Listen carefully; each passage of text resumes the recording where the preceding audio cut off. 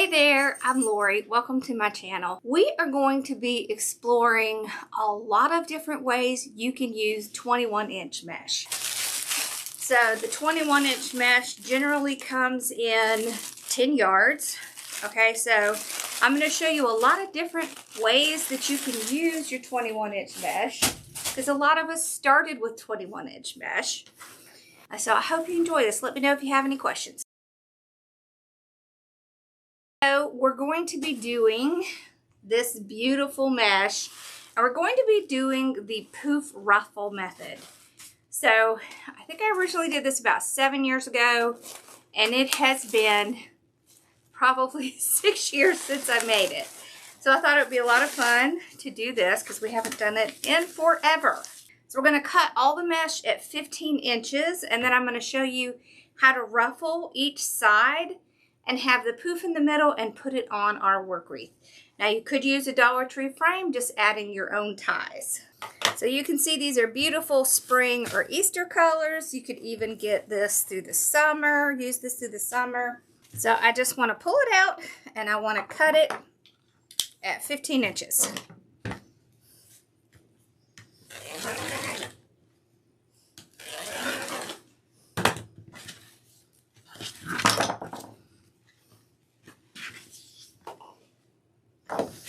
This is really pretty, and it has this little cotton or snow detail in it.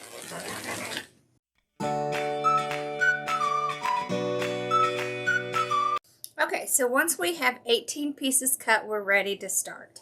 If you make your own wreath, you'll want to have 10 on the bottom and 8 on the top. So if you're using pipe cleaners, that will be 10 pipe cleaners on the bottom and 8 on the top. So I'm going to go ahead and open these. Just makes it a little easier when we're working.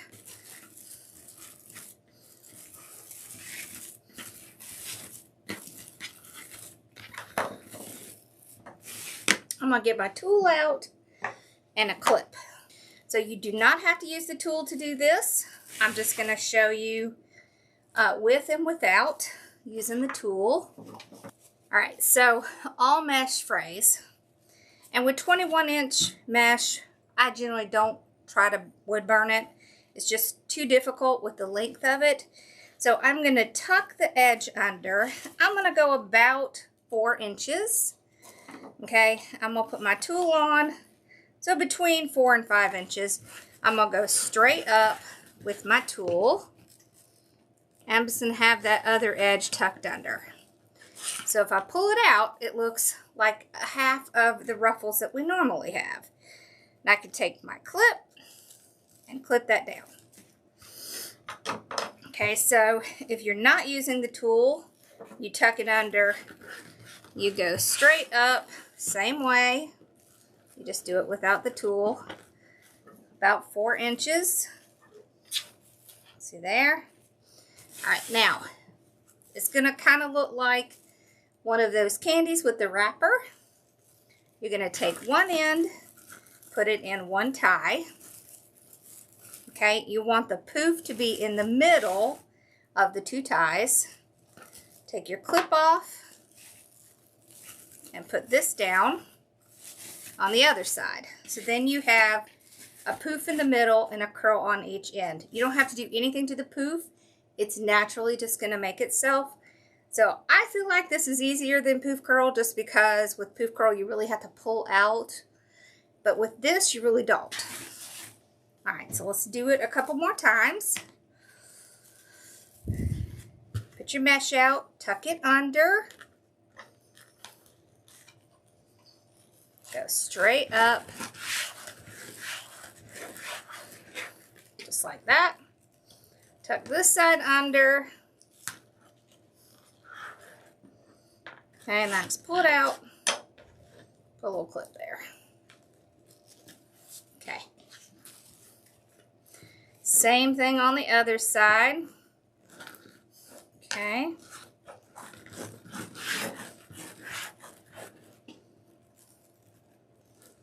There we go. Pull it out. Now, you want to go ahead and put in this one on top of the first one. Okay, so open it back up, put it down, tie it off. And then you can just kind of pull this one up. And so it'll kind of pull up on top of your poof. So then you have both of them on top, just like that. Okay, and then we'll put this one down.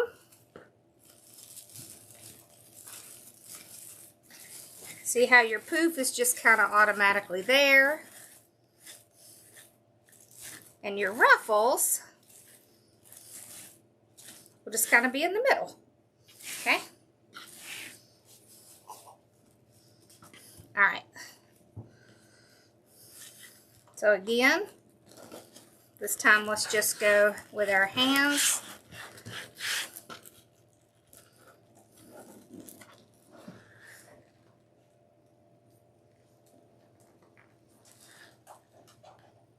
Let me use this clip, it's a little easier.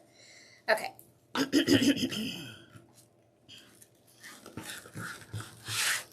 Straight up.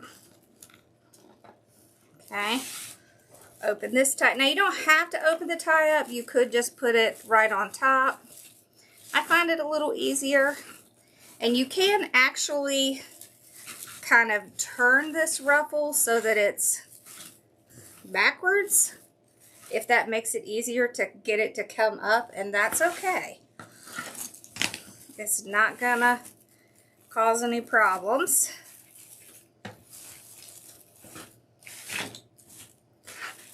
But I really like how it comes out. All right, so I'm gonna go ahead and do the bottom, and then I'll come back and we'll do the top.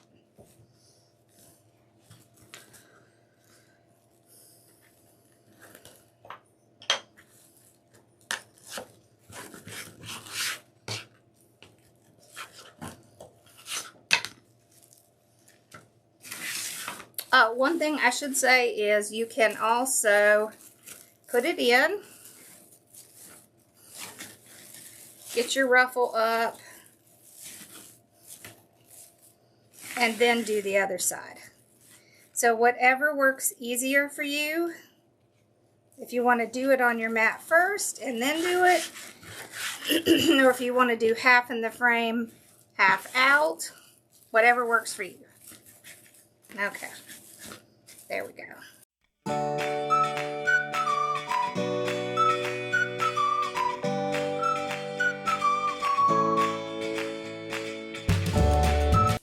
Okay, I've done the bottom, so we're going to do the top.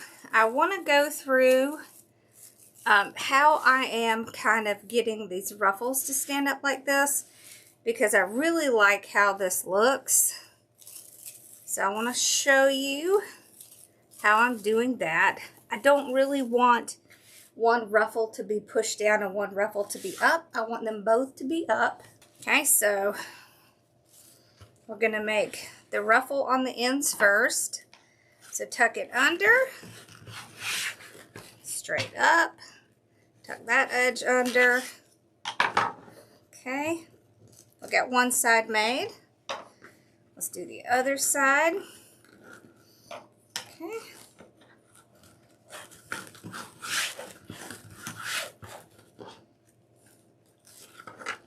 All right. So I take the whole thing. One ruffle goes in one tie and one ruffle goes in the second tie.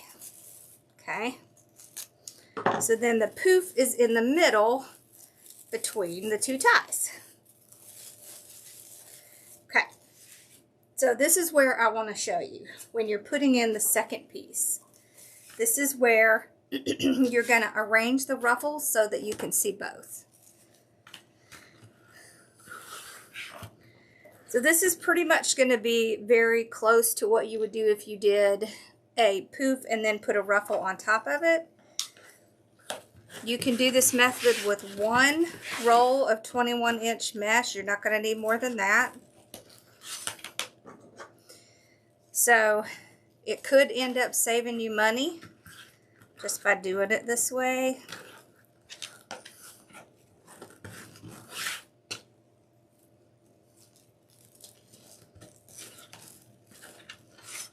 Okay. So I'm going to take this ruffle and I'm going to put it on top of the ruffle that's already in there.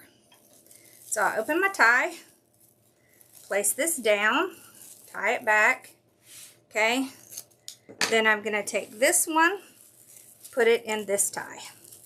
Okay, so then our poof is in between the two ruffles. Now, I want this one that's on the bottom to come up top. So what I do is I pull it out from the bottom and I twist it across the top. Okay? So you can see they're facing each other. All right, this one is basically backwards. This one is forwards. But it's because I'm pulling it like this to come up top, like that. Okay, so they're going to be facing each other, but it's going to work out because they're going to look really cute.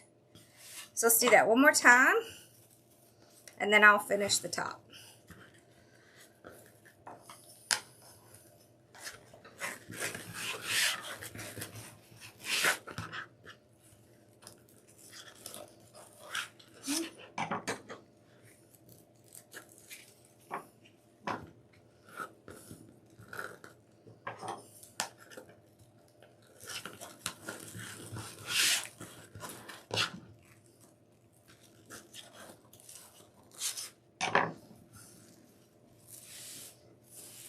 Alright, so open it up, place it down, tie it off, put this one in the tie next to it.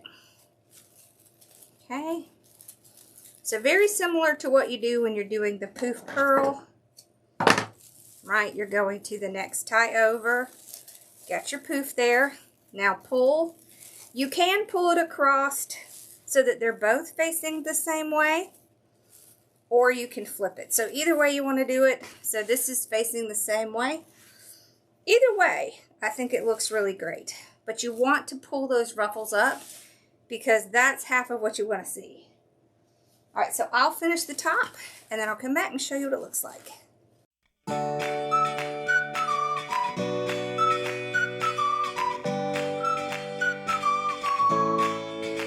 Okay, this is so pretty. Let me show you what it looks like. Okay, look how pretty this is.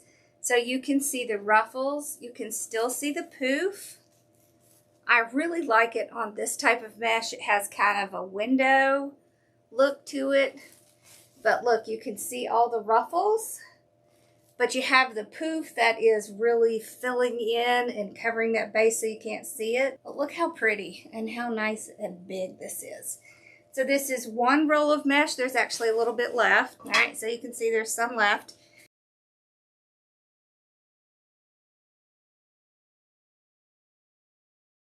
We're going to be using 21-inch mesh, and we're going to be doing the Busy Bee Crisscross. And I thought it would be fun to do it with two different colors. I think, one, it's going to look super cute, and two, it's going to really help you see how this method works. So you're going to need pipe cleaners, your mesh, and a Dollar Tree frame.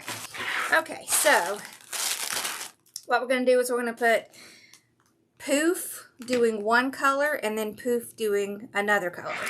The easiest way to make sure that you are putting the right ones in the right thing is to use different color pipe cleaners. So this is not the traditional one where we put them every 4 inches apart. This one, what we're going to do is we're going to start on the bottom and do the crossbars. So see these crossbars on the bottom? So we're going to do our first color with that. So I'm going to do the pink. So each crossbar.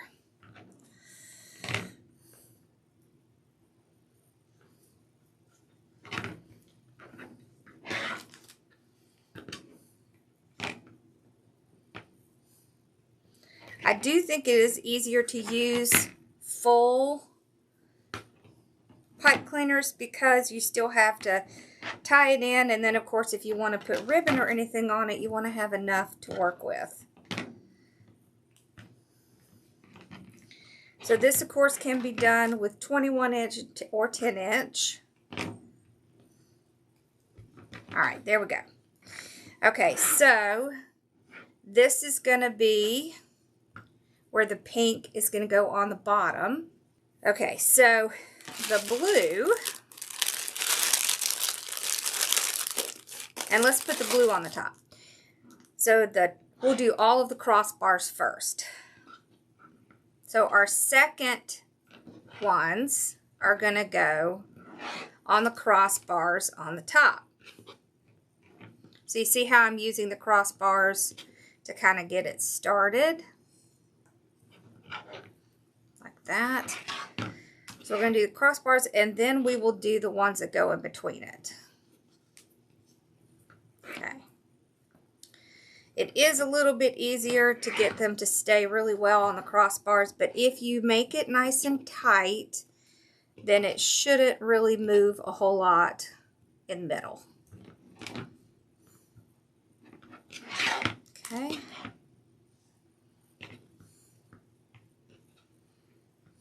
All right. Okay, there we go. So we now have 6 on the bottom, 6 on the top. So one color on the bottom, one color on the top. Now you can do this with one color mesh. I would still use 2 different color ties because that's how you know which one you're going to next. Now we'll take our pink, okay, and we're going to put it in between the crossbars. Okay, so if you think about it this way, your first poofs are going to be the ones that go in the pink. Your second ones are going to be the ones that are in the blue.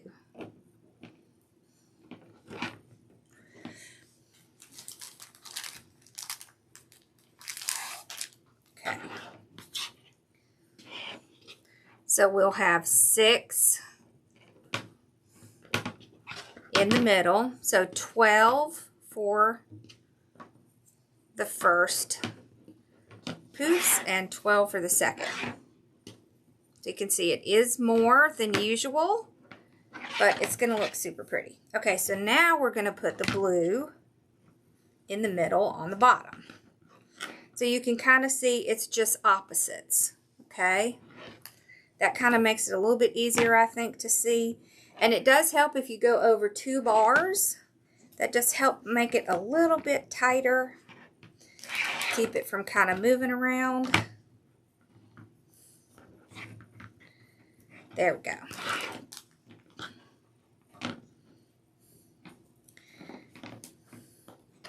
So we'll do completely one set and then the other set. So this is one where you're going to do one and then the other. So there you go. So you're going to need a total of 24 pipe cleaners in 2 different colors. This is really essential. Even if you only do one mesh, you want the 2 colors. Otherwise, you're not going to remember where to go. So, and I have it coordinated with my mesh. So that's going to make it a little easier for me. All right, so we'll start off with the pink. We're starting off with the pink because I like to start on the bottom. If you like to start on the top, that is okay. You can definitely start on the top. Okay. I am going to use my mesh roller. It makes it easier because it's kind of up in the air. So, you see here.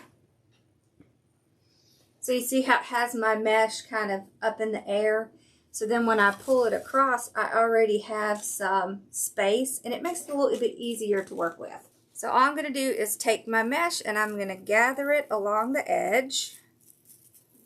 Okay, just like that. And I like to make sure that these rough edges are tucked under, because if they're tucked under, I'm going to get a much nicer poof. So I'm going to go right before the first one, and I'm going to zip tie this little piece on.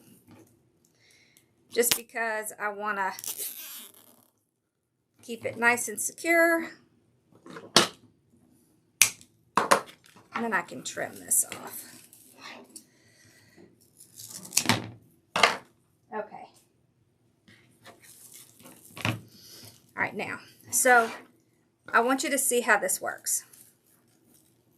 So what you do is you're going up, down, up, down, up, down. So crisscross, right? So we're going to do about a 10-inch. Okay, so that's about a 10-inch. Or you could go from here to here. So you can see between these is about 10 inches. And then I'm just going to go up to the top. And I'm going to tie it down.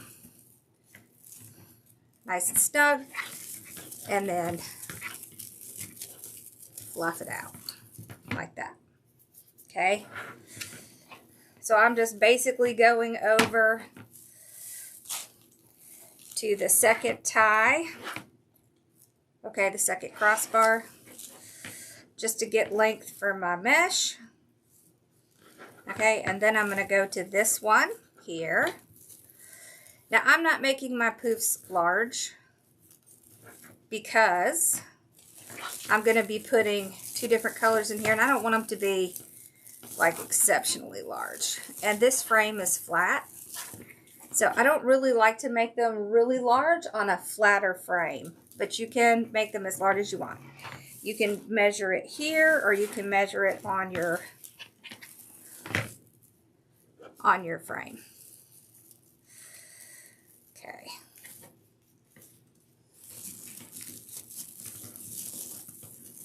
There we go.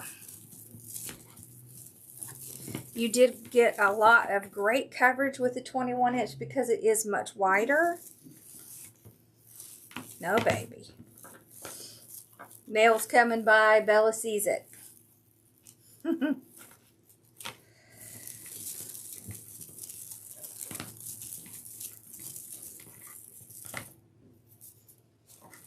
So I'm just going to keep going,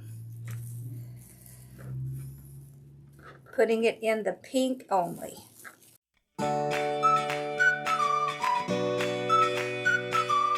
Okay, so now I'm just going to go down to where that last pipe cleaner is. Tie one there.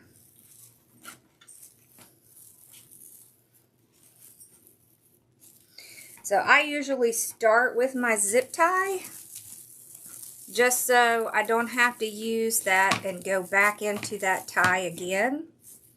I can just kind of go right and use it. So you'll see I started with the zip tie there. I didn't use this tie until I come back around. Now I'm going to take this mesh and stick it underneath this first roll, like this. I like to tie it down just so it doesn't sneak out later. And then I can also trim off any excess. So it'll be right near that first one. Okay. There we go.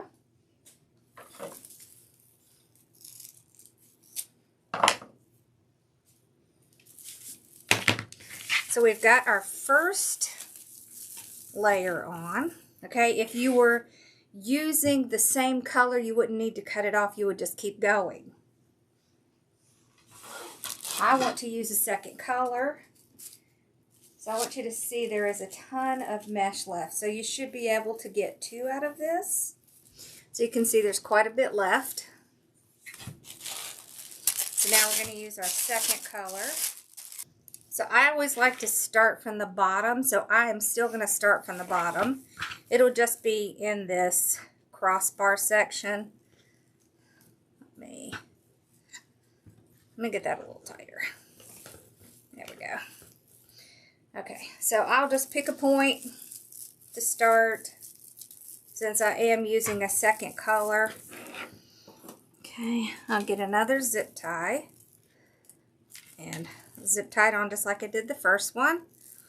Make sure those little edges are tucked under.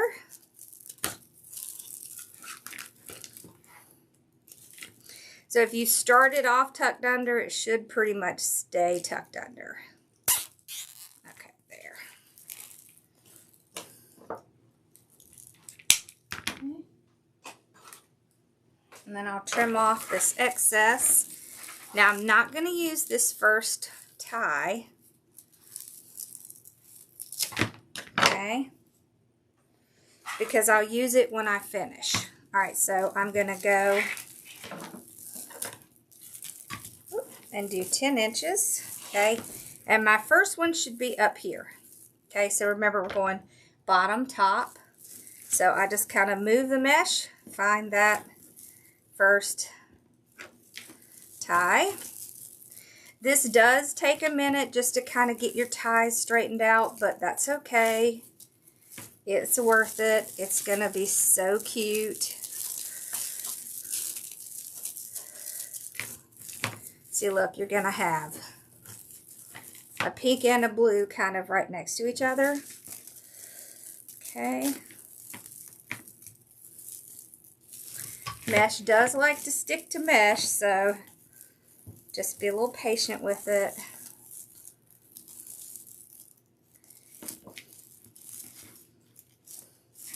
So this is going to be cool because you're going to see pink, you're going to see blue. That's going to be fun. Okay, so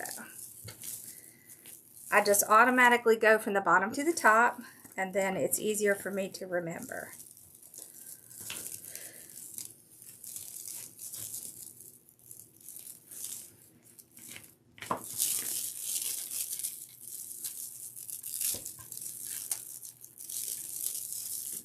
Okay.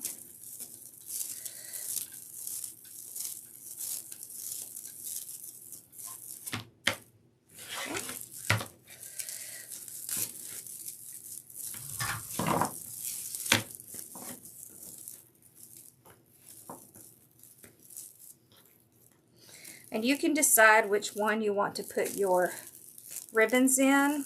You can do either one. And the ones that you don't use, you can just tie off your pipe cleaners and cut them off. Just make sure they're tied off and then just trim them off.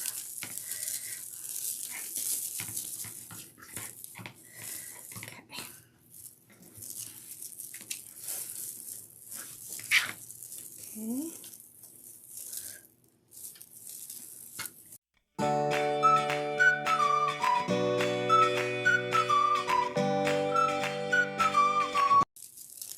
Okay, so we're back to the beginning.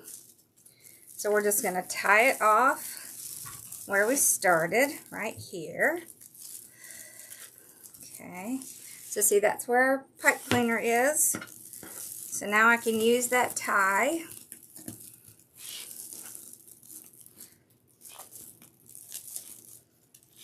There. All right, now I'm going to trim it off. Oh, this is cute. All right. And of course, we have a lot of this left as well. So we'll be able to do a whole nother project with these two mesh. Okay, now I'm going to take this excess, run it around the back, zip tie it down, then trim it off. I can kind of run it underneath the mesh here just to get it out of the way. There we go. Okay, we can trim all this off. We won't need that. There we go. All right, now that you get it all on there, you want to kind of come back and just kind of make sure that both colors are showing. So you can kind of go in between them. There we go. What I want is kind of one up, one down kind of thing. So see how I have one up, one down? Perfect. All right, and then the opposite, one up, one down.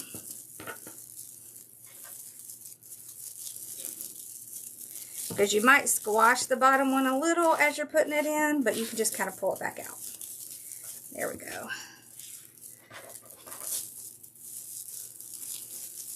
It kind of gets buried in there, but you can just pull it right back out. See, and then we get to see both our colors.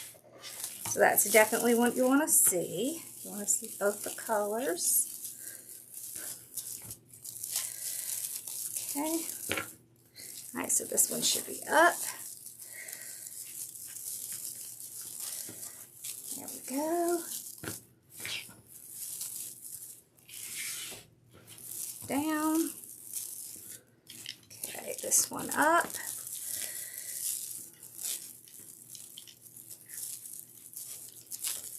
There. Oh, that's so cute. Look at that. Okay, this one down. This one's already down. We just have to fluff it out a little. This one up. Just fluff it a little. They will get kind of caught on each other, but once you get it fluffed out, then they'll stay that way. Okay. I think we're back to where we started. Okay. There we go. Yeah. All right. Good. That looks good. Oh, look how cute that is. So I'm going to cut off the pink ties and just use the blue ties if I decide to put something in it. But isn't that super adorable? Let's look at it. Look how cute that is. You can see the pink and the blue. We're going to be making another 21-inch method.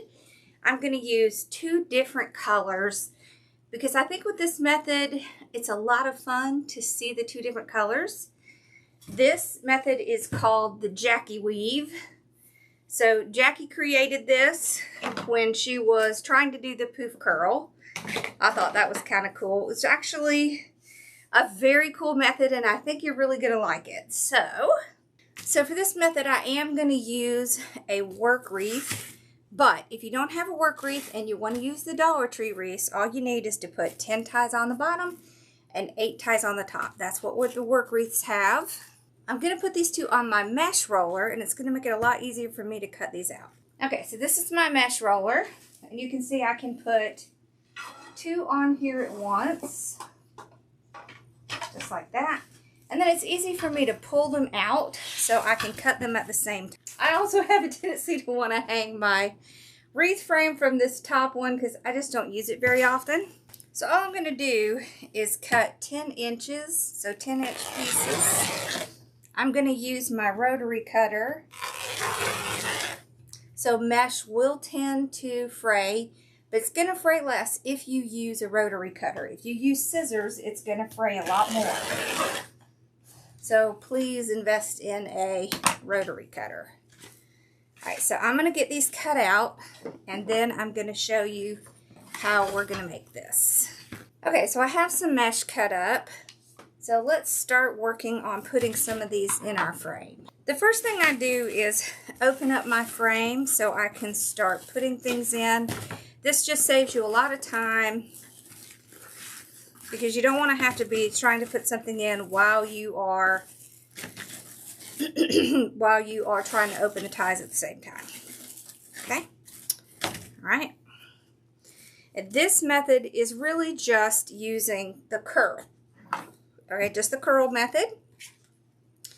Curl method is super easy. All you have to do is start to tuck it under and roll your mesh just like that, just like a little curl. Then you're going to fold it over. All right, so this is similar to the awareness ribbon. You'll see that it's actually very similar because you're going to set it down and tie it off just like you would with an awareness ribbon. The difference is that you're going to put another mesh through this little hole. That's why I think this is going to be so much fun with 2 different colors of mesh. So see, we have our other curl here. And so what we're going to do is we're going to take one end I'm going to pull it through that hole, just like that. Bring them back together and tie it down. So like a chain link, kind of like a chain link. That's what it reminds me of. And I think that is so cool. Isn't that cool? All right. So she calls it the Jackie weave because it's kind of weaving in and out. So let's do another one so you can see how it works when you're going on the other side. You're going to have two curls together and you're going to have the poofs kind of interlinking in the middle. So just curl. I find the best way to curl is to do it kind of on the sides. It will want to pop out, but just kind of push it in. And then we're going to put our curl over here on this side. See, and then we're going to have two curls kind of right there together. Pull them up and just let them kind of, you know, have a little fun curling around each other. So you see what I do is I kind of go to the ends and I tuck with the ends because the ends are what you want to be tighter and not as much in the middle. All right, then I just put this through, link it through, and then pull it together. Isn't that fun? This is such a fun method, I think. You just keep doing this all the way around. Okay? So curls go here, link in the middle. So curl, link, curl, link, curl, link, curl. That way it kind of works out all the way around. So let's do one more and then I'll do the rest. Okay. All right, so at the end, okay, you just pull it together, put it down. So you want about, what is this, about 3-inch? Yeah, about a 3-inch little curl. You could do 4-inch, but I want to really see my links. So I want to have plenty of link. But you can have more curl or more link. There's no right or wrong way. Everybody does these differently. Okay, pull it through. Tuck that little piece under because it will want to come out. There, just like that.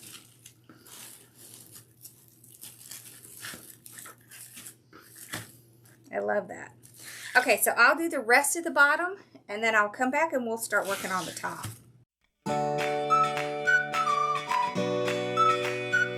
Alright, so you can see we've gotten all the way around. Isn't that fun? See how you can see the links? I like that. So we're going to do the same thing on the top. So what I'll do is open up the top ties and I'll kind of move the bottom ties down a little just to make sure they're not going to get in the way. And I'm going to do the exact same process on the top. Okay.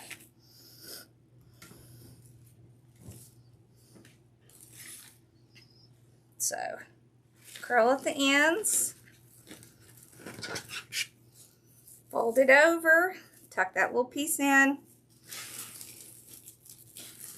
put it down. So 3 to 4 inches here. Okay, and then we're going to do the link. Okay, push it right through. All right, so do your link or your weave. Okay, and then down on the other side. All right, there we go. All right, so I make the ones on the top, I generally make a little bit tighter because I want them to kind of push down and cover that little center area.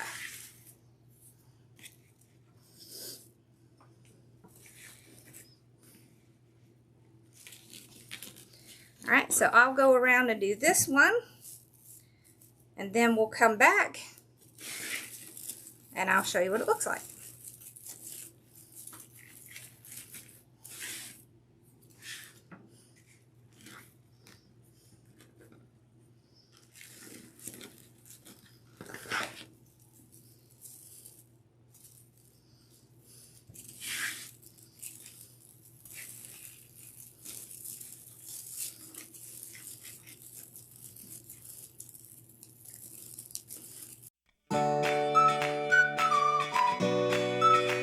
Okay, so we've gotten all the way around. All right, so this is 10-inch pieces. So we have 5 of each color on the bottom and 4 of each color on the top. So that would be 9 of each. Okay, so you're still going to have mesh left over. If you want your wreath to be fuller, we can do a second layer on the top. Now what I want to show you is you can actually do these and then put them on. So whatever way works easier for you. All right, so I'll do this, okay? Put it in my little tool here. All right, then do the other part.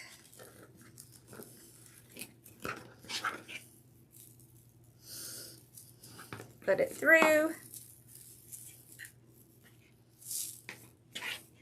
Okay, and then come up here and put it on. I'm actually going to go over and do, let's just flip it and do the opposite.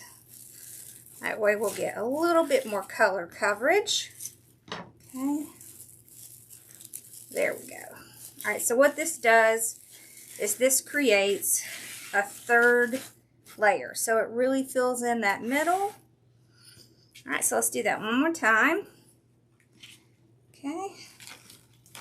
So make our first curl. Now if you don't have a tool, you could use a clip or a bow maker, bow dabra, something like that.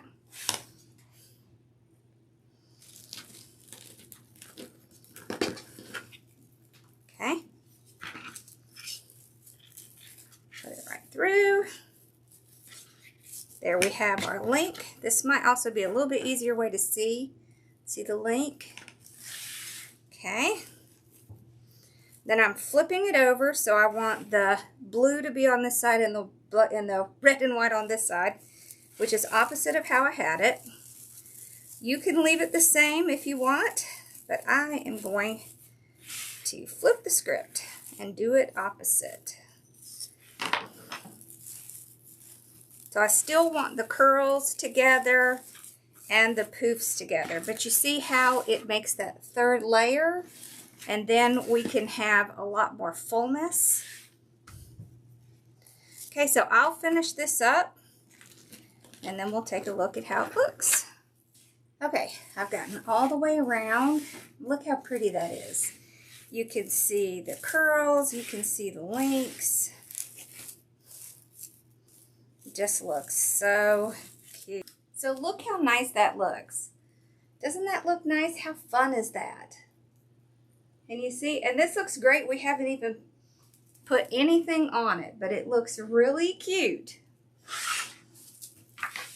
If you see any areas where you're kind of seeing the frame, what you can do is tighten up on the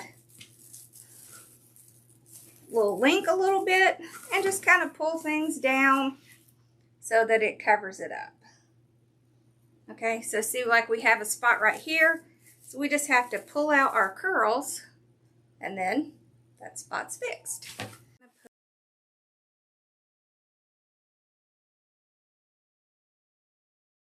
We're going to be doing Poof wreath with the 21-inch mesh. Look how pretty this mesh is. This is beautiful. And you really can make a wreath with just one 21-inch mesh, and it's going to look nice and full. So you're not going to have to cut anything. So this is a really easy one to do because all you're going to do is poofs all the way around. So I usually open up my ties first just to make it easier. So if you're not using a work wreath, you would do 10 ties on the bottom, 8 ties on the top. I like to have 3 zip ties to do this. So what you're going to do is you're going to take your mesh. I have mine on my mesh roller, and you're going to gather it at the end. So just gather it. Okay, like that. Then you're going to pick a place. I like to start on the bottom. It's okay if you start on the top, either way. I will take one zip tie and I will tie it down right before one of these ties. And I won't use that first tie until I come back around. So just tighten it down. You're not going to see this. It's going to get covered. Now, when you're doing a poof, you want to make sure that these factory edges stay underneath. So I usually just push them underneath like this, and then I make my hand into a little claw. That way I can keep them under there. And instead of measuring, I'm going to go to the first tie, to the second tie, and then back to the first tie. Okay, so that is about a 10-inch poof. Okay, so that's about what I want. Okay, and then I'll just spread it out. See how pretty that is? Okay, again. 1, 2, and back. If you feel more comfortable measuring, you absolutely can. I just don't like to take the time to do that, so I'll just do something like this, where I just kind of use the wreath itself. Okay.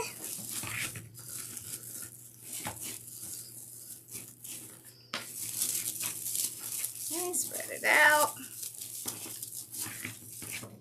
And you want it to do all these little curly things, so that's totally fine.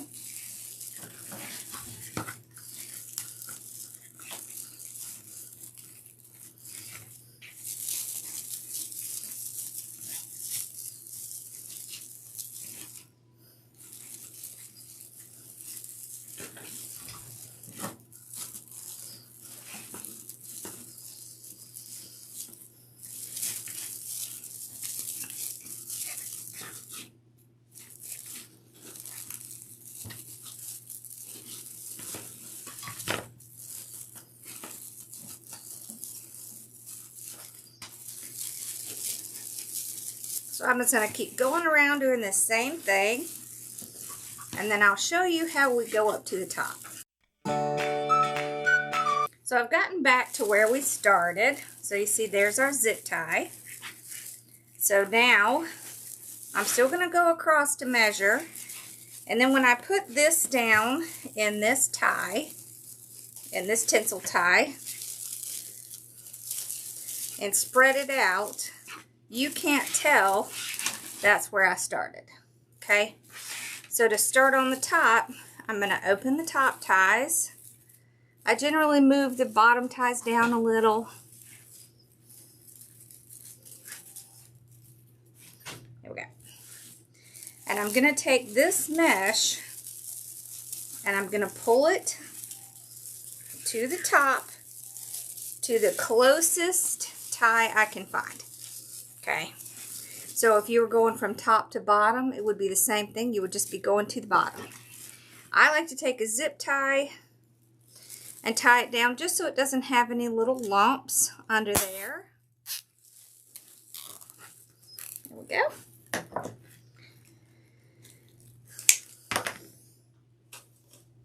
Okay, so now I want to make sure all my ties are open.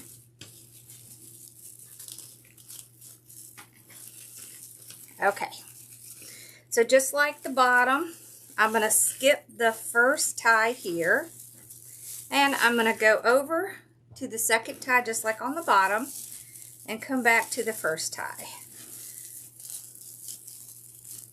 Okay, and then spread that out.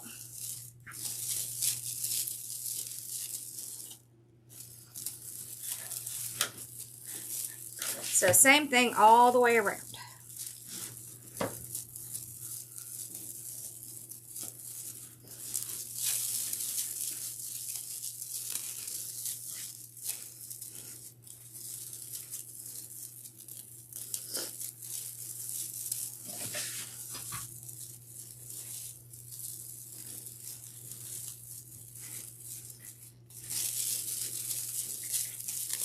May be kind of hard to tell, but this is actually lime green and pink.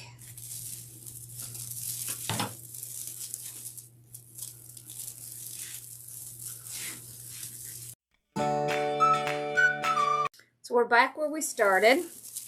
Okay, so this is the tie that we skipped. So we're still going to go over to that second one and come back to this first one. And now when I tie it down, you're not going to be able to tell where we started, where we stopped. Okay, so now the third zip tie, what we're going to do is pull this out a little, trim it off. Okay, take this piece, pull it around the back, and then zip tie down. So this just keeps it nice and neat in the back, and then I'll trim off the excess.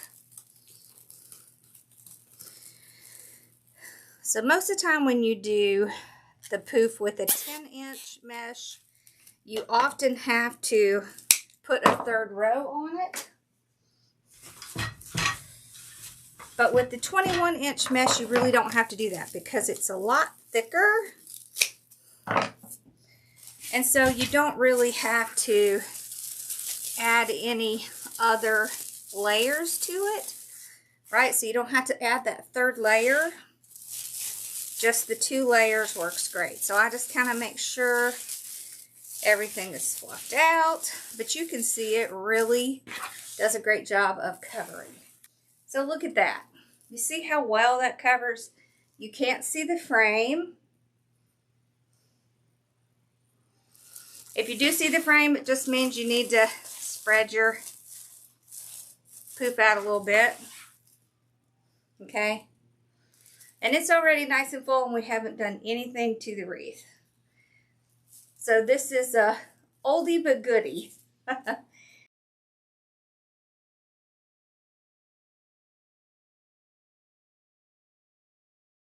Today we're going to be making a double poof wreath with 21-inch mesh. So I have 2 rolls of 21-inch mesh and I have a work wreath frame. So making this work the way I want it to come out is going to be all about how I started. So I'm going to get my, oh, and these are my 2 mesh. I have a turquoise and a pink. Okay, and I'm going to pull all of my ties inside and then open the outside ones. I will be using 3 zip ties as well. This is a personal preference for me, but you at least need to use 2 zip ties. Okay, so a zip tie to get it started. And what I like to do is I like to use that first zip tie as my first tie. That's the part that you do or don't have to do. It's up to you. So how I'm going to do this, I do have this on my mesh roller. I'm actually going to take my first mesh, gather it up just like normal, okay, making sure I keep those 2 edges kind of tucked under. Then I'm going to take my second mesh and I'm going to gather it right next to this. So this is what's going to make it different. We're going to be putting 2 on, not on top of each other, but next to each other at the same time. And I'm going to kind of pretend like it's one mesh, and then I'll kind of spread it out. So I'm going to take this, put it down in my zip tie. This just keeps it from coming loose later. Okay. And then I can trim off all of this excess. There we go. So you can see this is my first tie. I'm just going to ignore it until I come back around. Okay, so I'm going to go over to this one. So that is approximately 10 inches. All right, so skip the first tie, go to the second tie, then come back to the first tie, tie it down. That's going to be about 10 inches. I'm just going to keep doing this same thing. Okay. Don't worry too much if it's not looking great in the beginning, because we will fix all of that once we get it spread out. I usually spread them out as I go, but I'm actually going to do it all and then spread it out. Okay.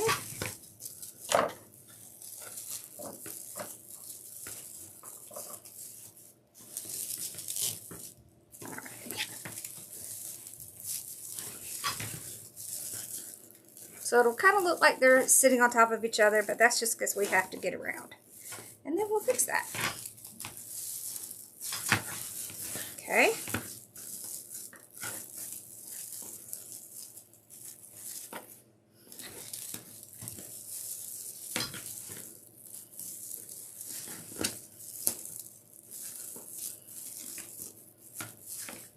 So you can see we'll be able to pull them so that they are separate. And just like this.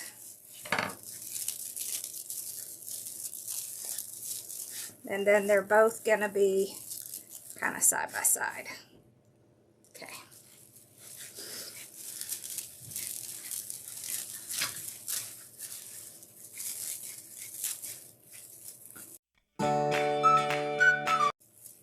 Alright, so we're back to the beginning.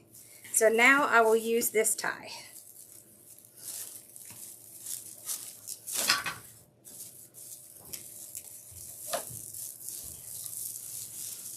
Okay. All right. Now I'm going to take a second zip tie. I'm going to pull this whole piece, both of them, up to the top. Then I'm going to grab my zip tie and use that as my beginning tie. It also just helps to keep this small and not be seen. Okay. Then I'm going to kind of separate them again. Okay, there we go. Now, same thing like we did on the bottom, but we're going to need to open our ties first. So let's do that.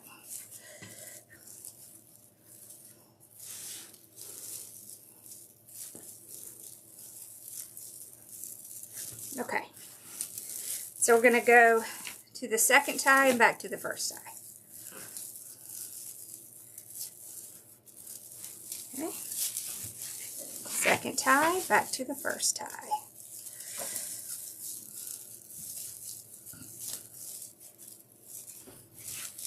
Okay.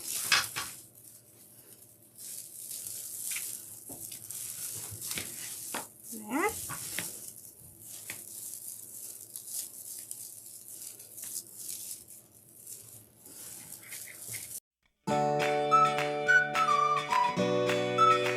So this uses 2/3 of a roll.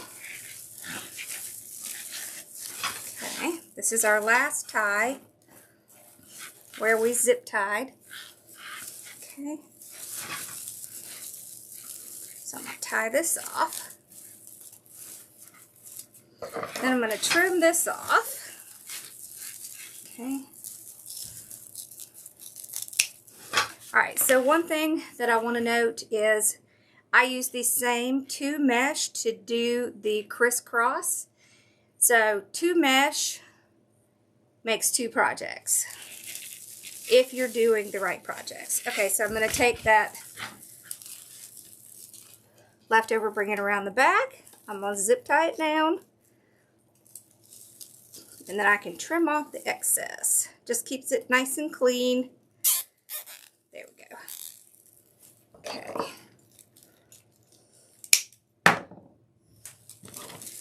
Okay, then trim off all of that excess. There we go. See how nice and neat it is?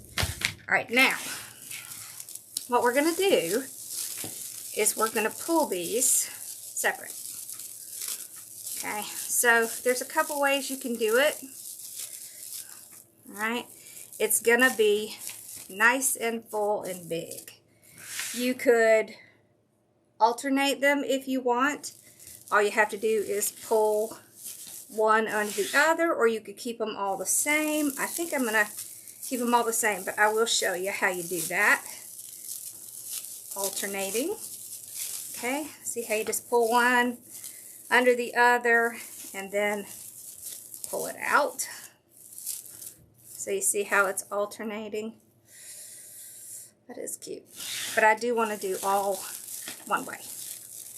All right, so you can do it either way.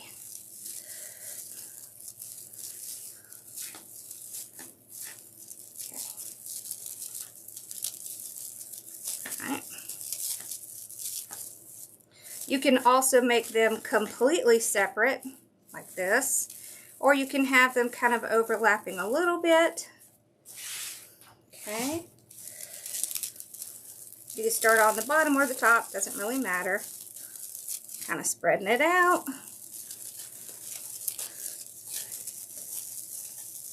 There we go.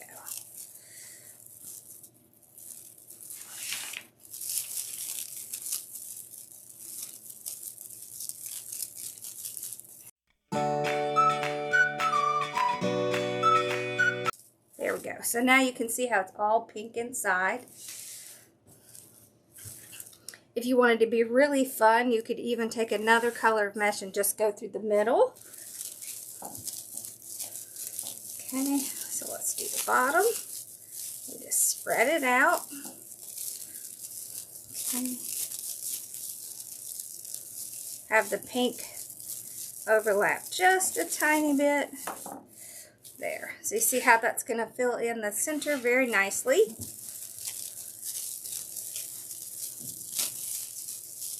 Okay. There we go. Okay.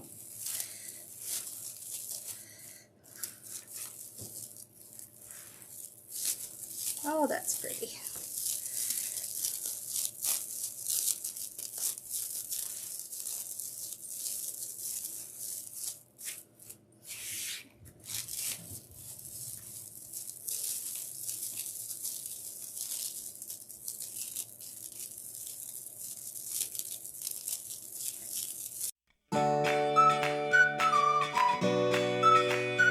There we go. Oh, look how pretty that is. Let's look at it. Oh, how cute. Look at that. Isn't that fun? Oh, I love that.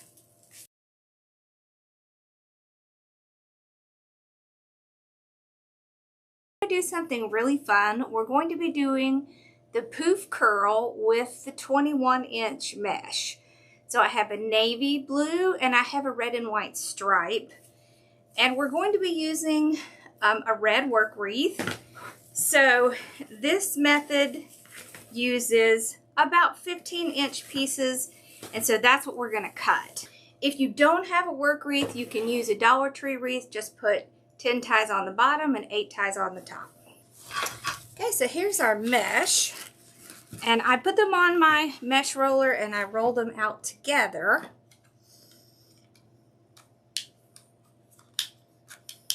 And then I'm going to cut 15-inch pieces.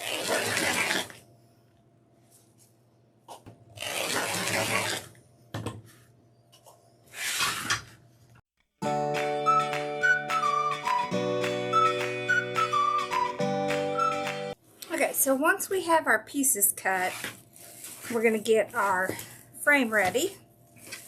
You want to spend a minute just opening up your ties. You don't want to have to do this while you're trying to put it on the wreath.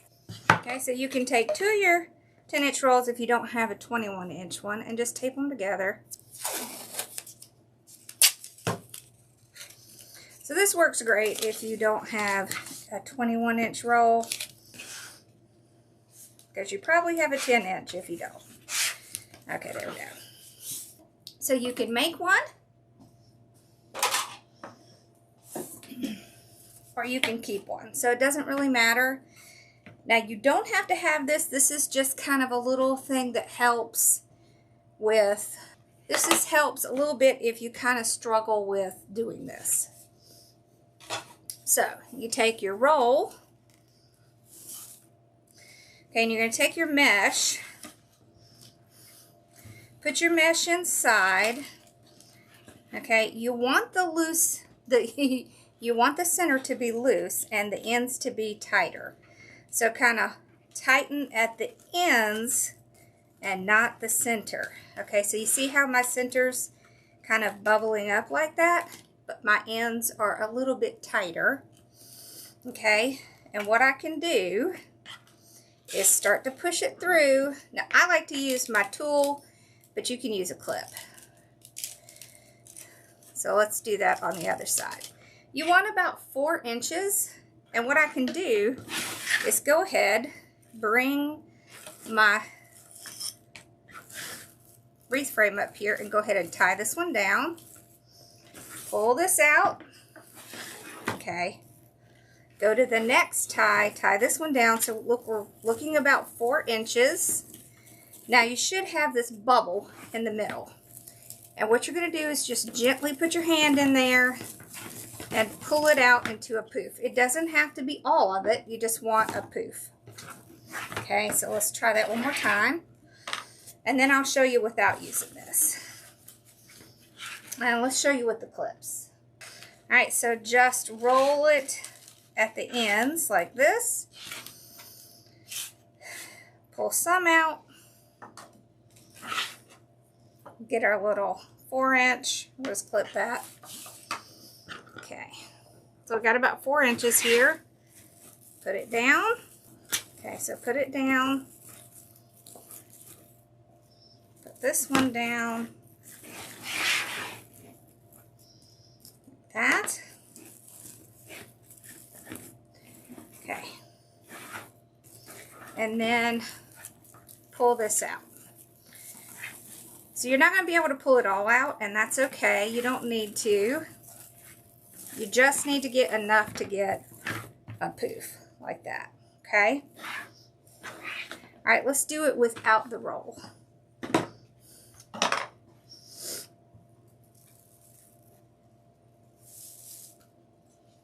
Okay. So I'm just kind of rolling it up, just letting it do its thing. Okay.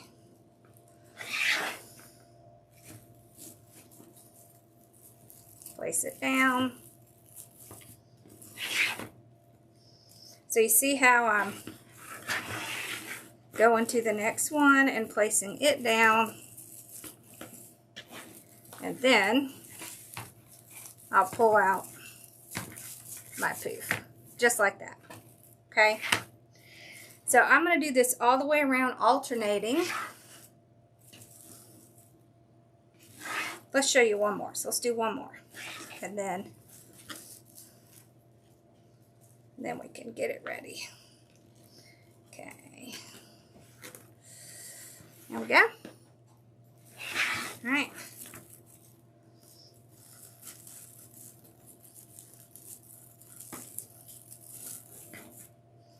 There. Okay, and there.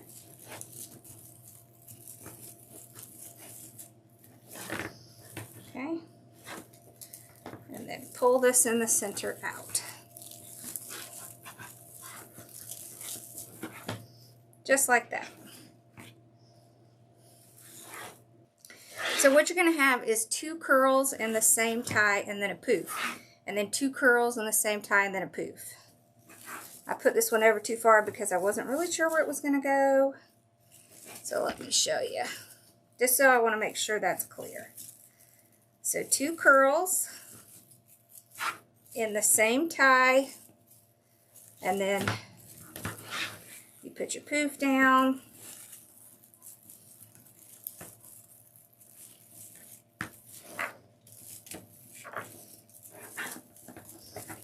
Alright, so then when you go to put the next one, you're going to put the blue curl here, then the poof, then the curl.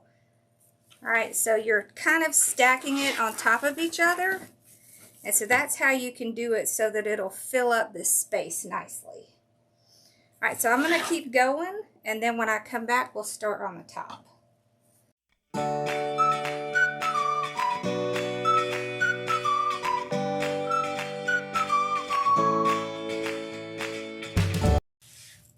Okay, so I got the bottom done, so now we're going to do the top. So we need to open all these ties up. And let's go through this process again, just to make sure it's clear.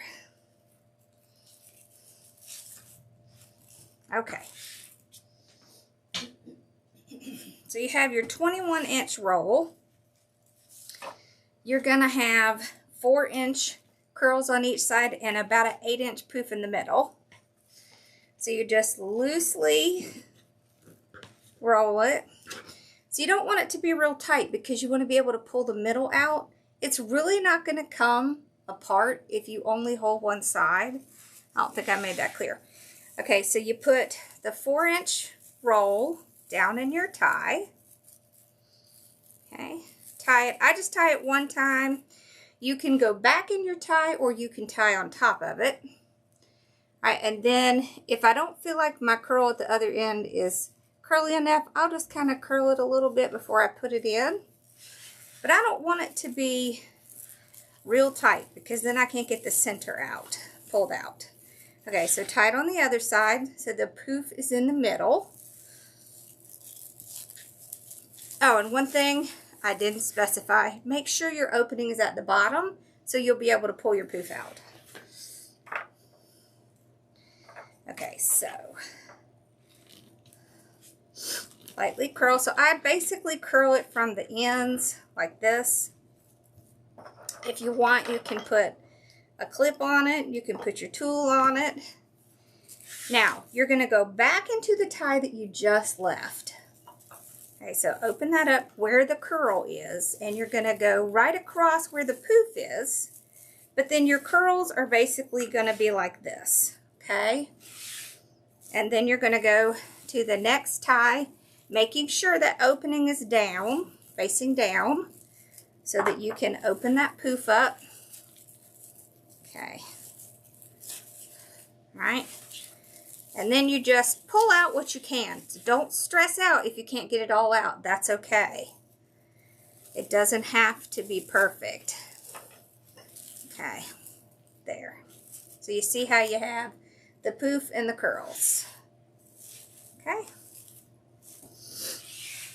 All right, let's do one more and then I'll finish the rest. Okay.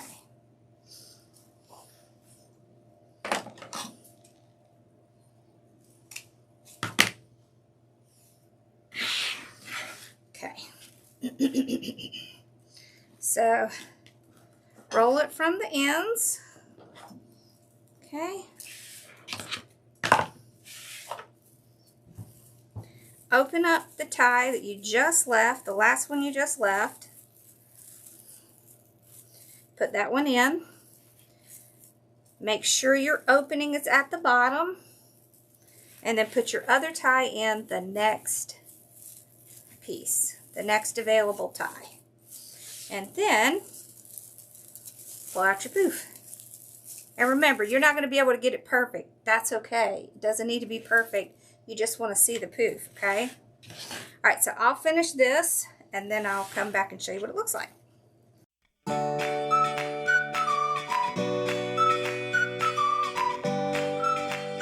Okay, so I've gotten 2 layers on. You can see it looks great. I actually still have mesh left, so I'm going to put a 3rd layer on.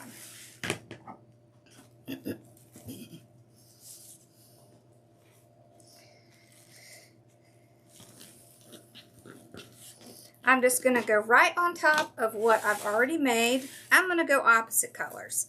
I just think that's more fun. So I'll start the red and white here. Okay. All right, and then there'll be,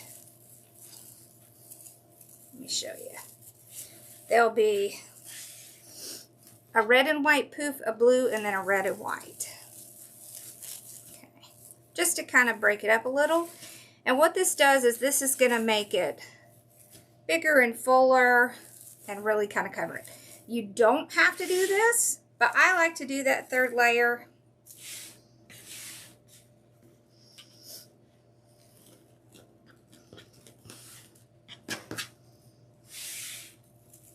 So it's the exact same process. Go into the tie you were working on, tie it down. Make sure the bottom is down. Go to the next tie, tie it down. And you want to pull this top one to the middle And then this one will be at the top. Just like that. Okay?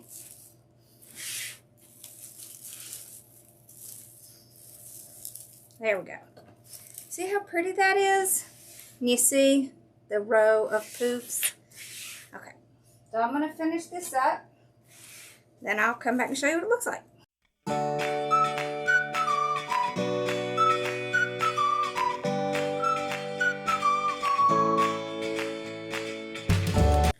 Okay, so all done. Look how pretty and full that is. So look how pretty that is. Isn't that pretty? And you can see how full it is. You can see the little curls and the poofs. All right, now I'm going to tell you what's really great. So I used 13 15-inch pieces of each one of these, okay? And then I was able to take the rest of the roll and make another wreath doing the Jackie weave. So I did both the Jackie weave and the poof curl with 2 rolls of mesh. So 21-inch mesh is a little bit more expensive, but if you do the right method, you can make multiple wreaths out of the rolls. Okay, so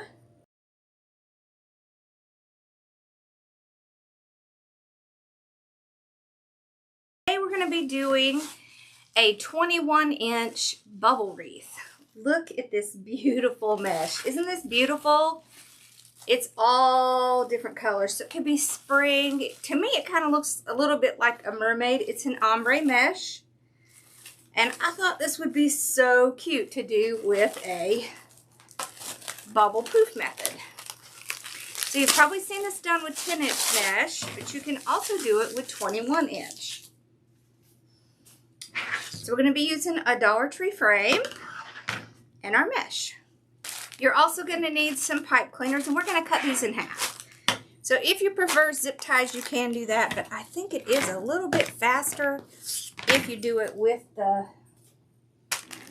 pipe cleaners, and definitely less expensive. So I'll just take some pipe cleaners out, and I'm going to cut these in half. So this wreath frame is a 14-inch wreath frame. It has 6 sections. So you can do like 5 in each section.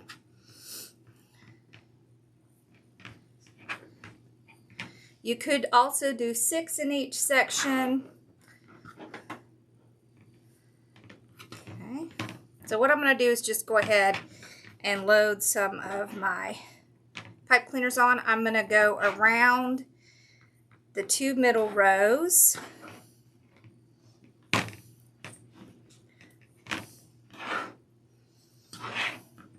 So as long as your poofs are not larger than 10 inches, you can actually put 6 in each section.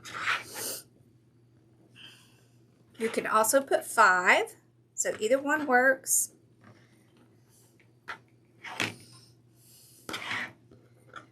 Now if you get to the end and you only have 5, it's not going to be likely that you're going to be able to see that.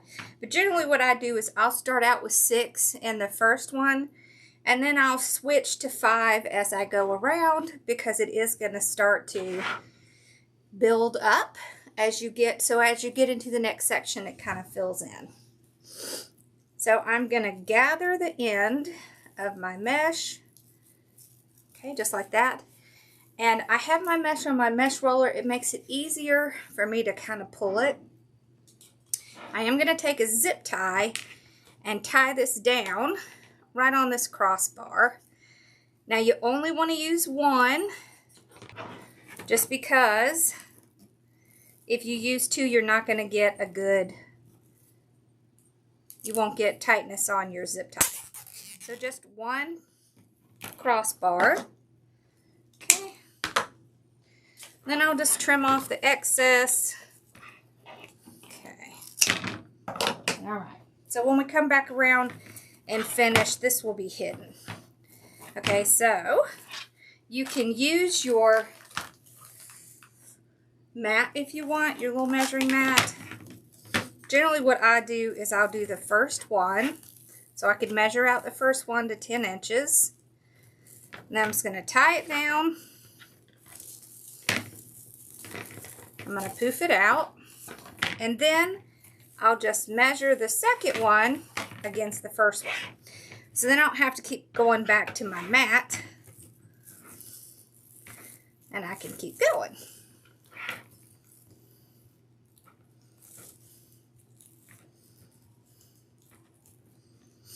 Okay. And what's going to happen is you're going to push them, and they're going to kind of just be right next to each other like this. Okay, so about like that. I usually just do one section at a time, so I'll do one section, then I'll put my pipe cleaners in the next section, and so on and so forth. Okay.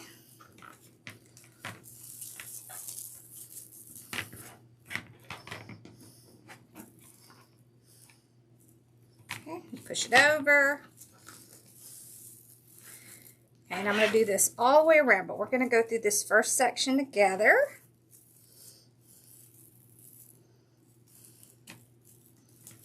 If you have trouble tying the half pipe cleaners, you can use a full.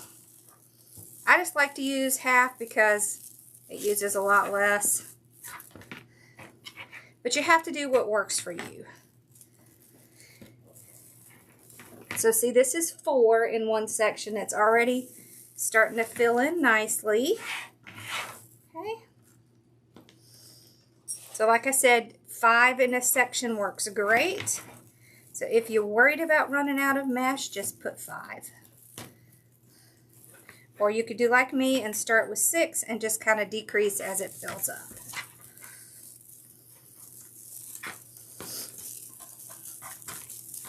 Okay, I'll spread it out. So one of the most important things is to spread it out so you get that nice kind of fanning with the mesh. And you see how pretty that is? Okay. So this will be our 6th one in here.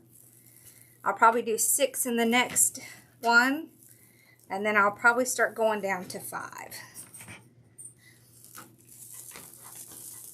Just because it gets so full that it can be difficult to put them in. So I will start decreasing when it gets fuller. So you see how this one's already starting to encroach on this next section.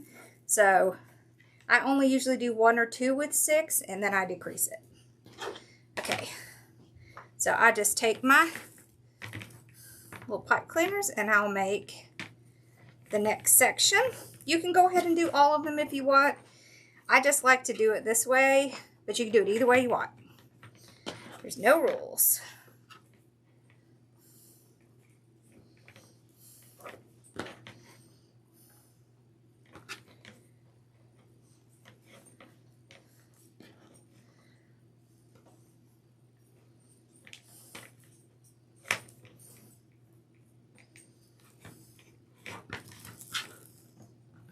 I do tie them pretty tight, just so they're not going to move around a lot.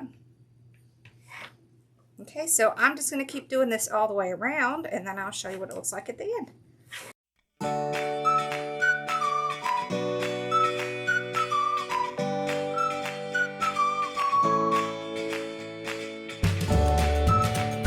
Okay, so when I get down to the very last one, I will pull this up and cut it. Now you can either just go right underneath, or you can make one more poof with it. Really just depends on what you want to do. But I will take a zip tie. Now we'll go around.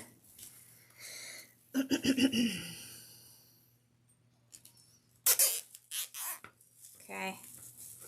Just going to kind of slip that underneath. So the last one I basically just tie down with a zip tie. Okay. Now, we have it all stretched out. Look how cute that is.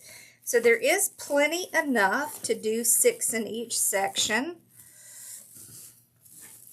You just kind of want to make sure they're all spread out. But isn't that so pretty? I just think it's so pretty. So let's look at what it looks like. There we go. So I really like to do this with the 21" because now this mesh is really thin. You can really see through it. So you can see how thin it is. But when you put it on here and you push them together, then it really doesn't show through anymore. And I like with the 21" you get a lot more of the bubbles, the little curls in there, and it's just super pretty.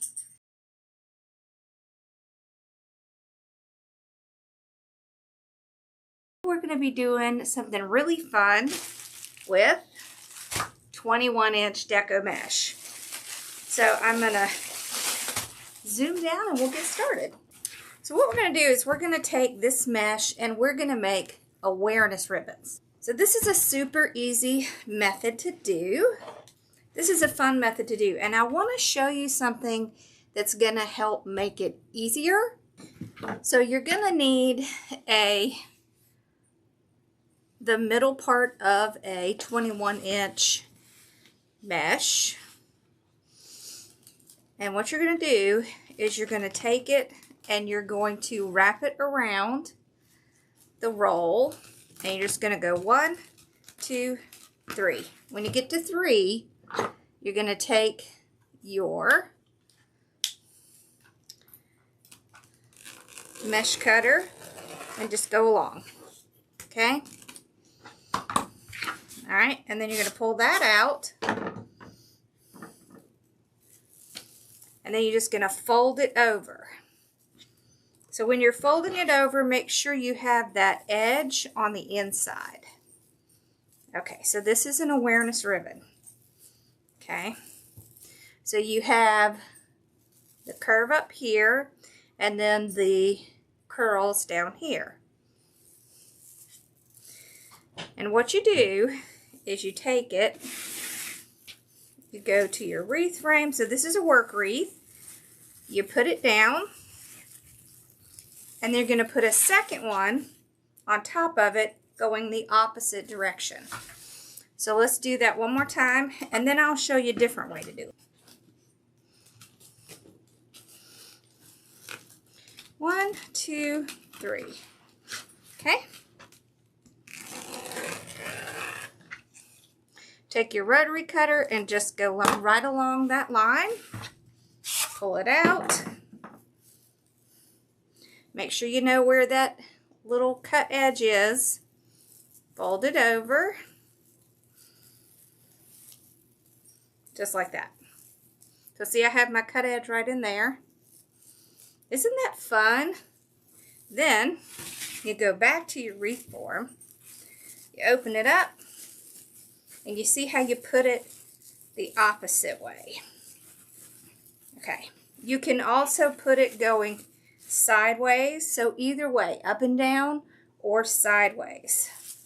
So up and down is going to have more height, and sideways is going to have less height but more fullness around the sides. Okay, so I want to show you again, but a different way. Okay, so with this way, you're just going to cut your mesh at 10 inches.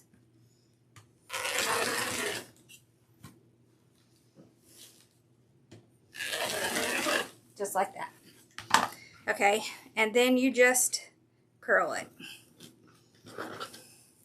Lift it.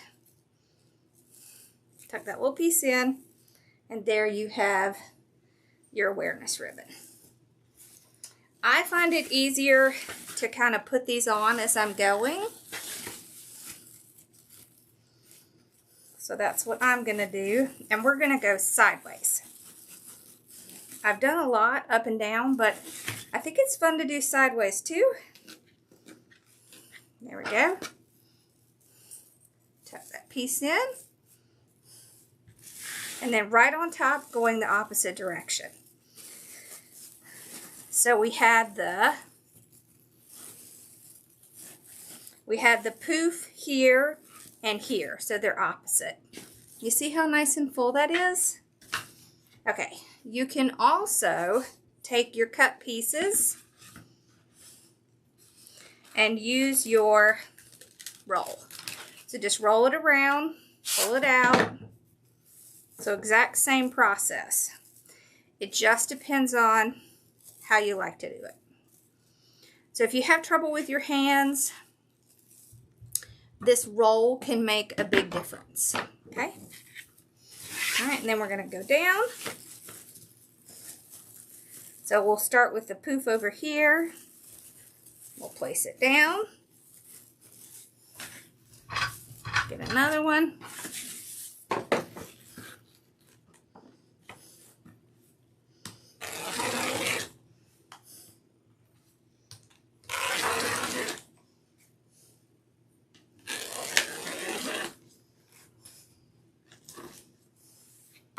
Okay.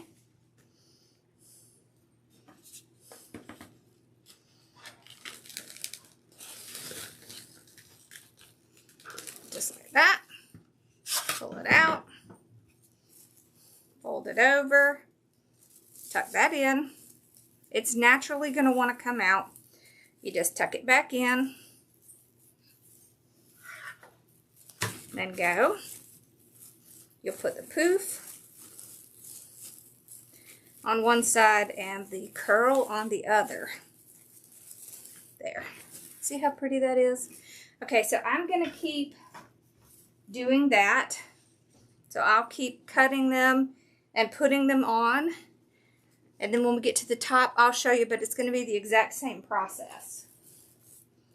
Oh, one thing I will say is you can also take your tool, put in the one that you made,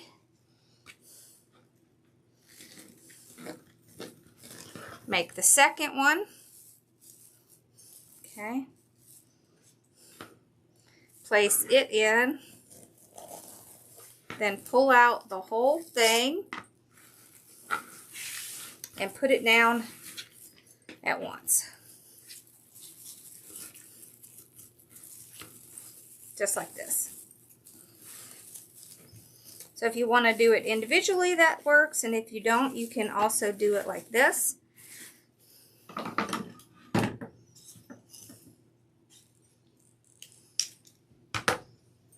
If you use a Dollar Tree wreath frame, then you would just put the ties on yourself. 10 on the bottom, 8 on the top.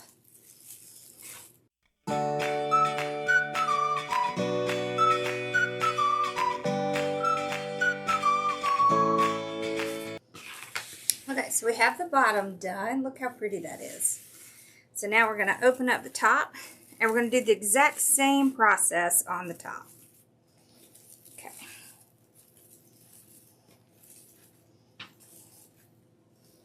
Okay, so you just take one. So if you're curling it without using the roll, it's best to curl it kind of on the ends, on the edges, because the center will basically follow the edges. I love to do it with a mesh like this with the stripes, because I feel like it really kind of shows the stripes off better. There we go. Okay.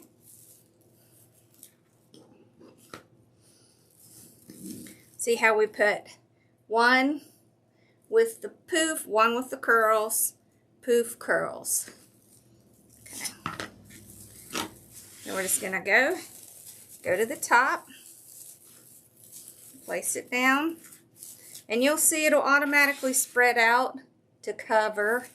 So both the top and the bottom will cover that center, so you won't see the ring. Okay, so I'm gonna finish this up, and then we'll see what it looks like. Okay, the whole thing is done. Now this is beautiful. This is one roll of mesh.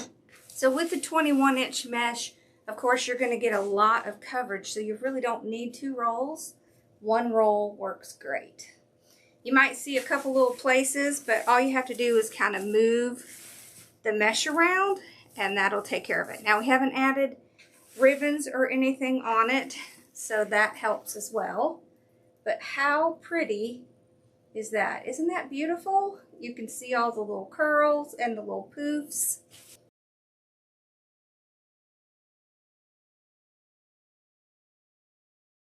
I'm going to be doing a really fun method with 21-inch mesh. A lot of us have 21-inch mesh kind of hanging around. So this method is actually going to be, we're going to do ruffles with 21-inch mesh. And we're going to be using a method from Julie's Wreath Boutique to fuse it together. I will kind of show you how you can do it if you don't want to do that. But I was thinking this would probably work really well for this method. So I'm going to use a work wreath. So this is just a wreath frame that comes with the ties already on it.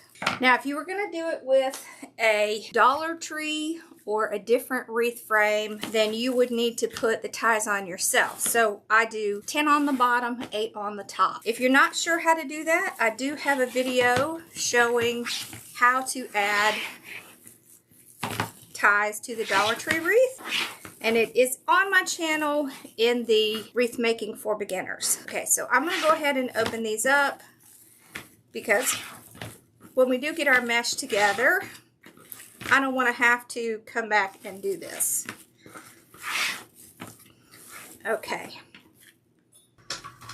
So just like we normally do, we're going to pull our mesh out, and I'm going to cut it at 20 inches. So if you want to do an entire wreath, then 20 inches is what you want to cut it at, because there are 360 inches, and to get 18, cut them at 20 inches. So I'm just going to cut them. There's nothing special about this. I'm just going to cut them using my rotary cutter. It is definitely better than using scissors. For one, it's a lot faster. And the second thing is, it's going to cause a lot less damage to the mesh. So I'll cut this up real quick, and then we'll get started on how we're going to do it. Okay, so to do this, you're going to need a wood burning tool. These are really inexpensive, and it does not take a ton longer to do the mesh. But I do suggest you use something like the Hot Shot to put it on, because it will fall and burn your carpet or you. So only touch the area that is in the plastic. This up here gets hot quick. I like this tip. It has kind of a little hook on it, but any of the tips work. There'll be a link for it in the description. You can get it from Walmart, and you can get it from Amazon. Okay.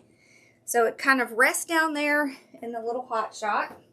And you're going to need a tempered glass cutting board. So there'll be a link in the description for these.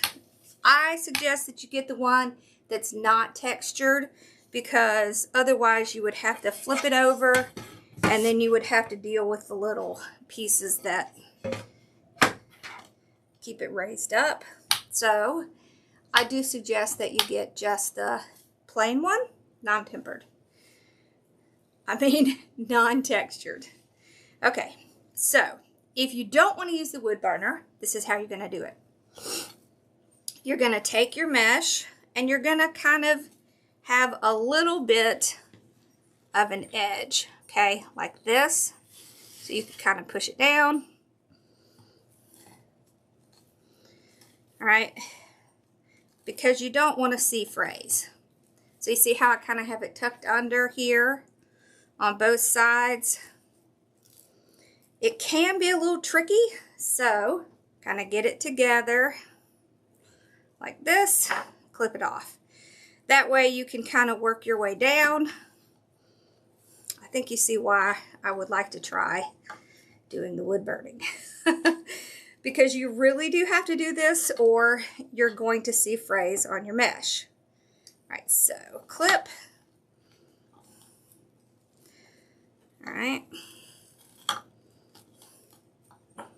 Clip.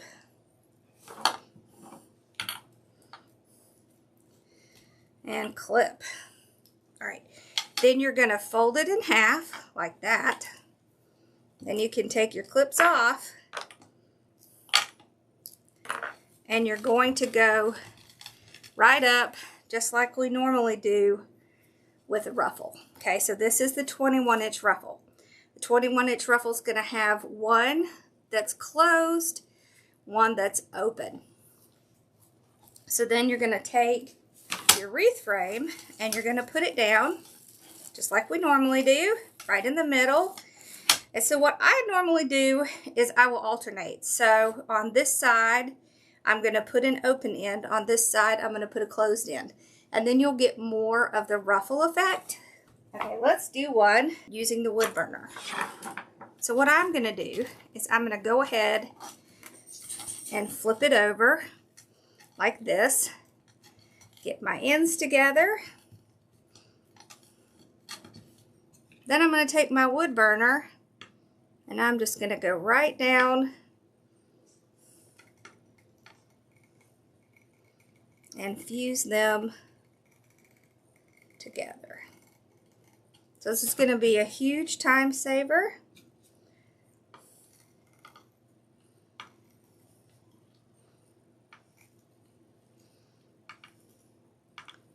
Don't think my tool was quite ready, but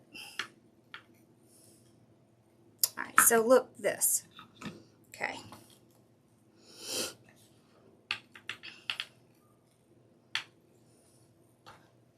We're going to do that again. You'll see it better, but as you can see, it is now fused together. Okay, so it's not going to fray. It's not going to look bad. All right, let's do the other side. Okay.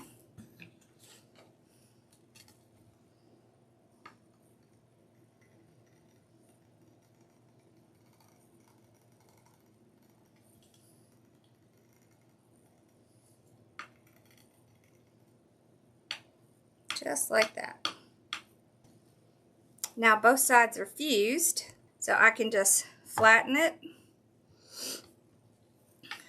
I'm going to fold it over, just like this, and I'm going to go straight up the center. Okay, so you can see I now have my open end and my closed end. But I like this better because I actually have kind of two pieces of my closed end, so it looks more like an actual ruffle. And you don't have to tuck it under because you don't have to worry about it fraying. So let's do that a couple more times so that you can see it again.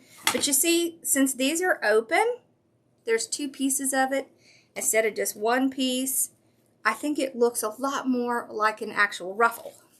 So this is just doing this method in a different way. Okay, so normally we fold it like this and do it up, but what we're doing is we're folding it top to bottom.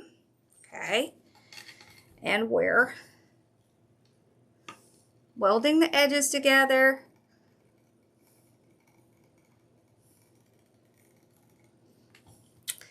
Julie's Wreath Boutique has a lot of different examples of fusing mesh together. If you want to see some others, okay, I believe the Noble Touch does as well. So I got this end. Let's do this end. I'm just taking off not even maybe 1/4 of an inch.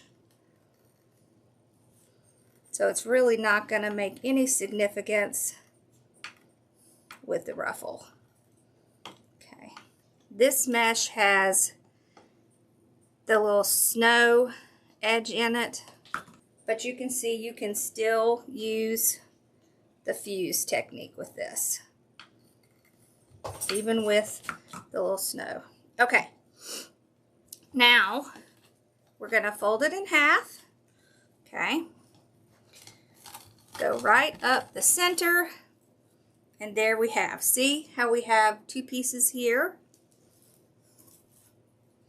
All right, we go. We put it down. Now, doesn't that look like a ruffle?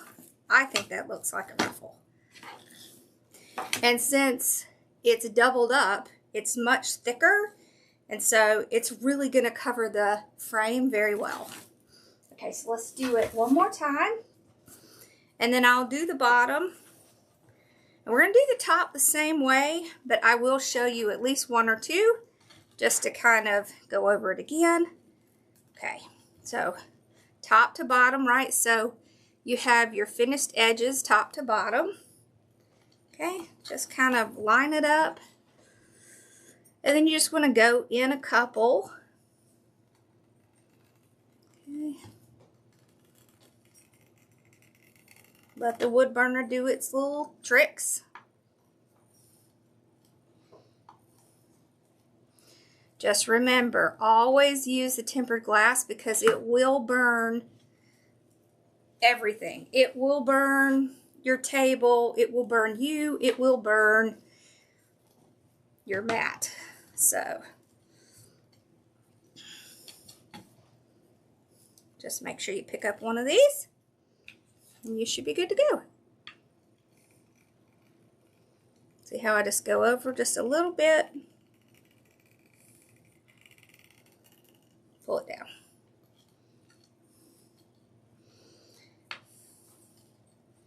So it's singeing those edges and fusing it together. So you can see it's almost like a pocket.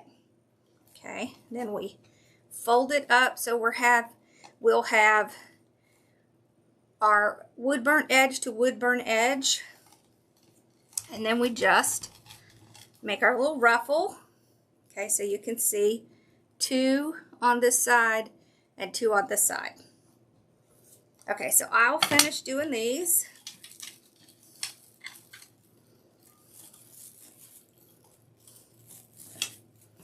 And I do pull them up and have them kind of go against each other, but you can see the difference. Okay, so this is the normal way it's done. This is the fused way. So you can see, I think it looks way more like a ruffle. Okay, so I finished the bottom. I did want to give you a couple of extra tips. Okay, so when you meet the 2 finished edges together, flip it over and fuse starting at your folded end. It makes it easier. Just come in a little bit. Just take your time going down. If you see any edges that you don't like, just run back over them. There we go. Okay, let's do the other side. I think this works a lot better. So if I see any edges sticking out, I just kind of run my little tool right past it. Okay. This seems to work a lot better than starting from the bottom. All right, so folded edge. Just go in a couple. So I go in about this much and then run it down. That works very well. So you can see how I have a few that have little edges. I just run the burner down it and that gets rid of those. All right, so second tip, when you fold it over, you're going to make the ruffle from the fused edge. So you want to make the ruffle from the edge where you fused it. So you just go straight up making your ruffle. Okay. And then we're going to put it on the top just like we did on the bottom. But look how pretty this is coming out. I love it with this mesh. This mesh is so pretty. Okay, so let's do one more.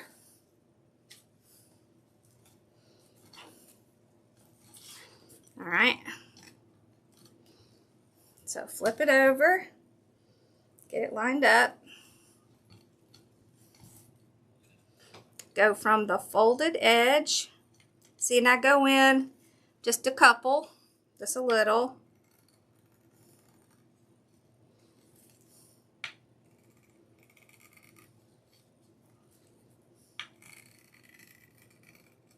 Don't stress if it's not perfectly straight. You're not going to be able to tell. Okay. Okay.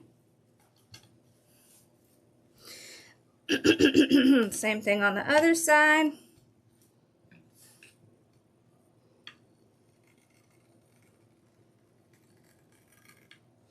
Now, if you have a bag sealer, you could do the same exact thing with your bag sealer. You would just fold it over and then put it in the bag sealer. I do think the bag sealer takes a little longer.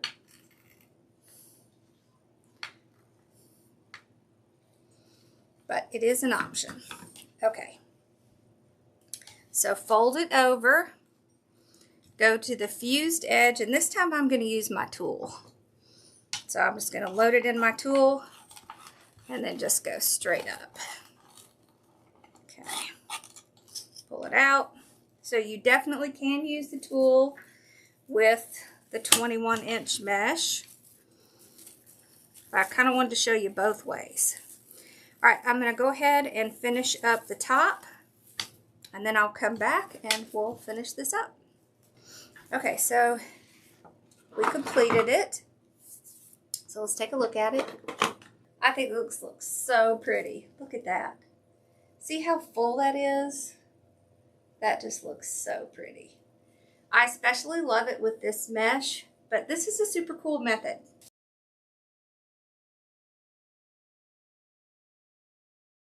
A 21-inch method, and this one is actually going to be the Woodland ruffle or cruffle, however you call it, but the 21-inch version.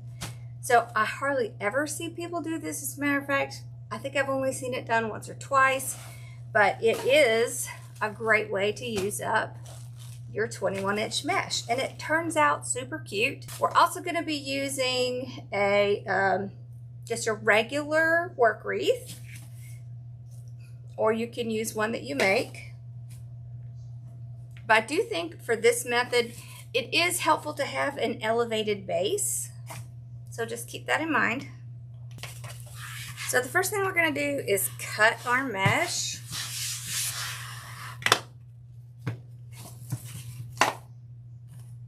And I like to use a rotary cutter. Now I'm going to cut it at 15 inches.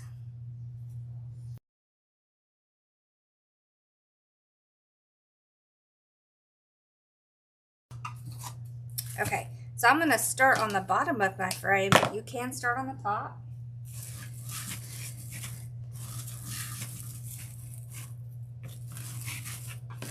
I like to go ahead and open mine up. It just makes things easier. All right. So what you want to do is take your piece and you want to put it upside down. So it's coming off of the roll in this direction.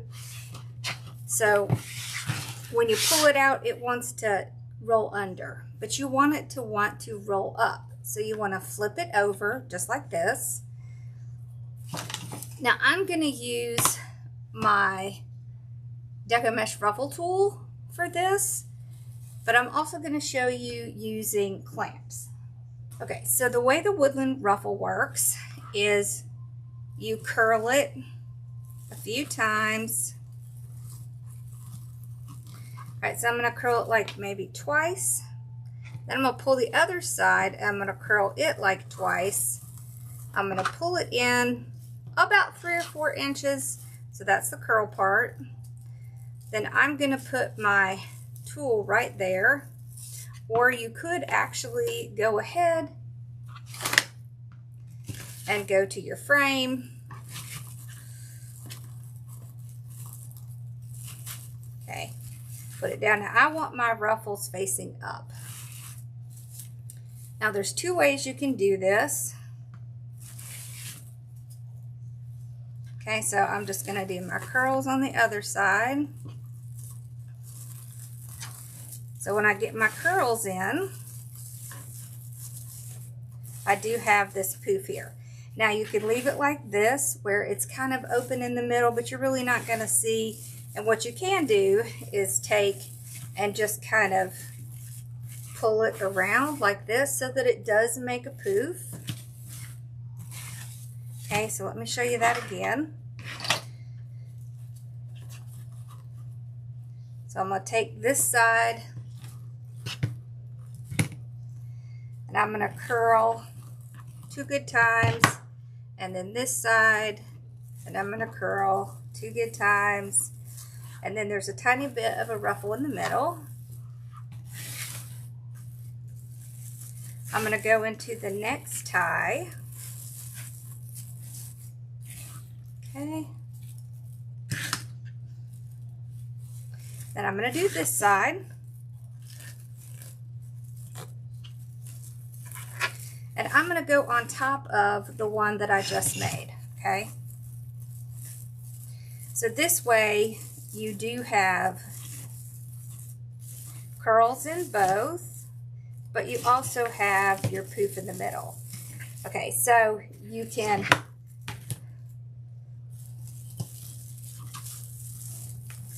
flip it over so that you have your poof down, okay, and then your curls up. Okay, just like that. Now this is using one mesh. I want to show you what this looks like if you use two meshes so you can cut much larger pieces. Okay, this time we're going to cut it at 30 inches.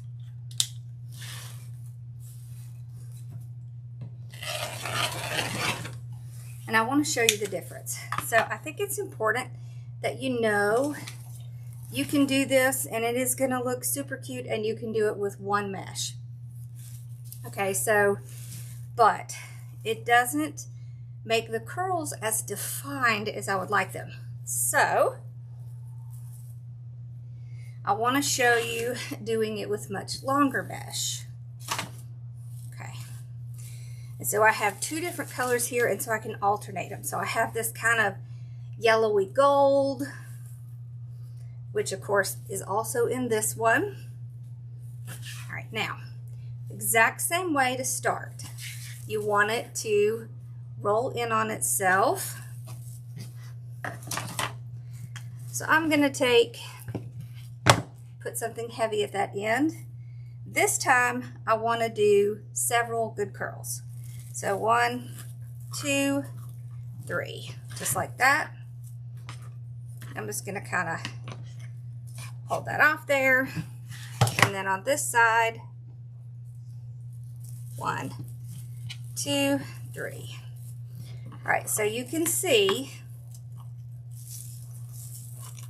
I have a pretty good amount of curl here, and you can see it's much easier to notice than the smaller ones. So let's go on this side to look. Okay, so you put this one down. So we did our curls. Okay. All right, so you want to pinch it so that you have the ruffle and the curl. Put it in your tie. Now, to fix the ruffle part, all you're going to do is kind of tuck the bottom into the top. And that makes a perfect little ruffle. That makes a perfect little poof. All right, and then you have your curls on both sides. So you can see your curls a lot better than on this side. Okay? So this is very similar to poof curl, except you're going to have a little bit of ruffle in between your curls, and it's going to be much longer. All right, so I wanted you to see that so that you could see you can do this smaller and with one mesh. Now, one of the tricks to this is that you want to have two, so you're basically going to have two of your curls in one tie, two in another, and the poof in the middle. Now you could just go and start the next one, but it is much fuller if you go and put another set of curls right here. So I'm going to show you how that works. Okay, so this time let's use some clips. Okay. So, something heavy down there. 1, 2, 3. Okay, so now I want to clip this off. Clip it like this. Clip this side. Just like that. Then I'll turn it around, and I'm going to do this side. And then I have just a little bit of ruffle. So I'll take my clip and put it right there. Okay. Now, I'm going to take this whole piece, and what I was saying was, you just go right to the next one, like this, and then you're going to have two pieces that stand up against each other, or you can go on top of this one, and then you have a curl and a poof. I'm going to go right here, right next to it. There. Okay. And then here, you'll be able to see those curls. And then you see how I have basically two pieces, but they're folded into each other. So I just pull this one out a little bit and just kind of tuck the smaller one in it. And that makes a perfect poof. And it's going to hide any little frays because it's going to be tucked inside there. All right, so let's do it again.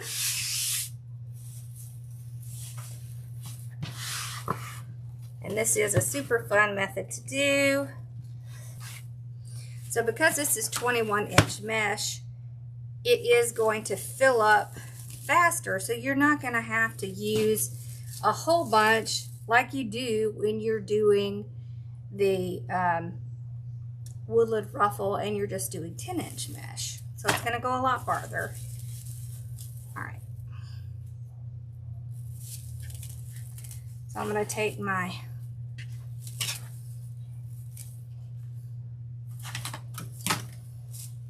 first piece.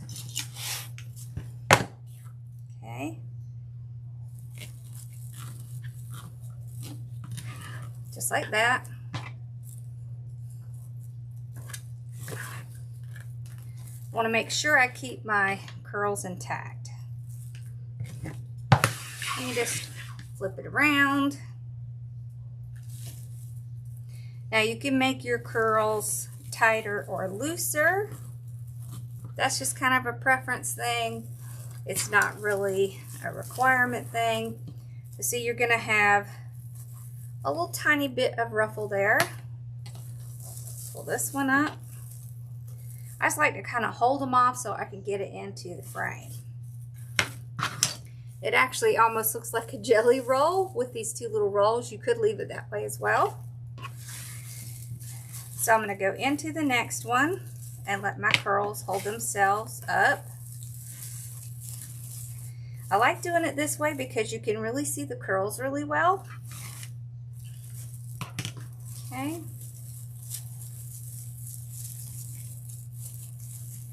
So you could leave it like the jelly roll if you want, or if you want it to look like a poof, just pull the top out and tuck the bottom in.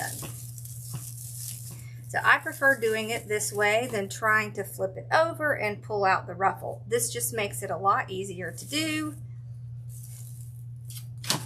Okay, let's do the next one.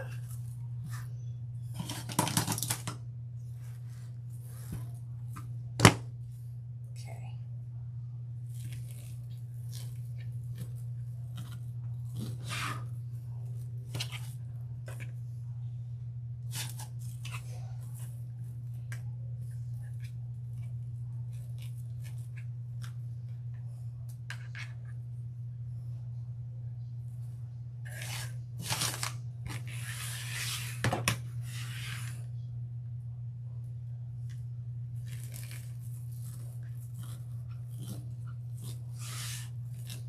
Just like that.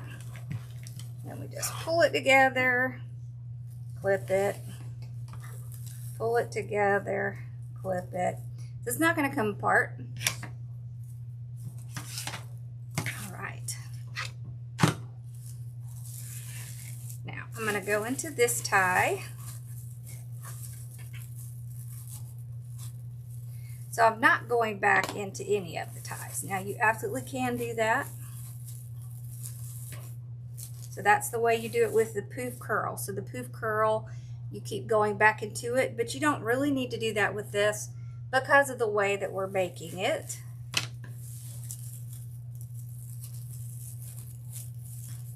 Okay, so let's pull that out and just tuck it in. There we go. Okay. Okay, so we're going to end up with two like ones together, but it's not going to matter because when we get it all on, it's not really going to be noticeable. Now, if you put one in the other, you will end up not having two next to each other, but I really don't think it's going to be a huge deal in the end. Okay.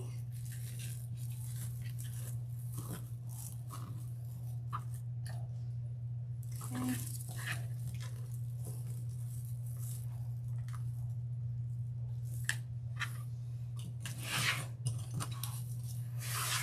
This round.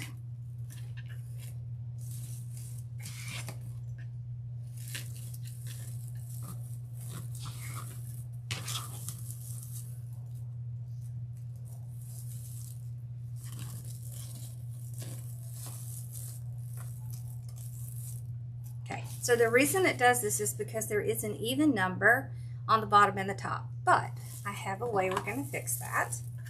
Okay, so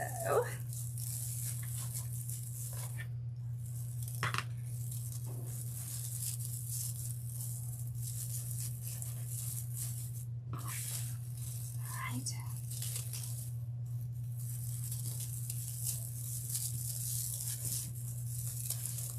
Pull that out. All right.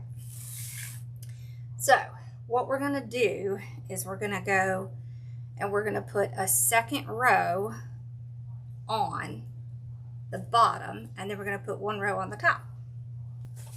I'm going to show you this part, and then I'm going to do a lot of it off screen. It's just the exact same process. You're just basically going to go on top of what you already did. And we're going to create a third row, so a second row. And then the top will be our third row. Okay.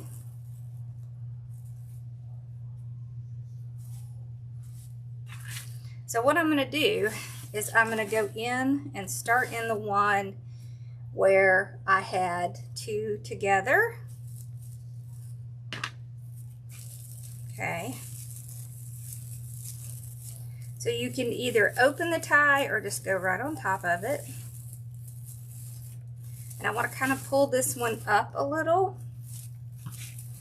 Okay. I'm not completely untying it, but you can see I kind of want to have two distinct layers. So I'll make it two distinct layers, just like that, okay? So now it's not going to be as obvious that we have two together. Okay.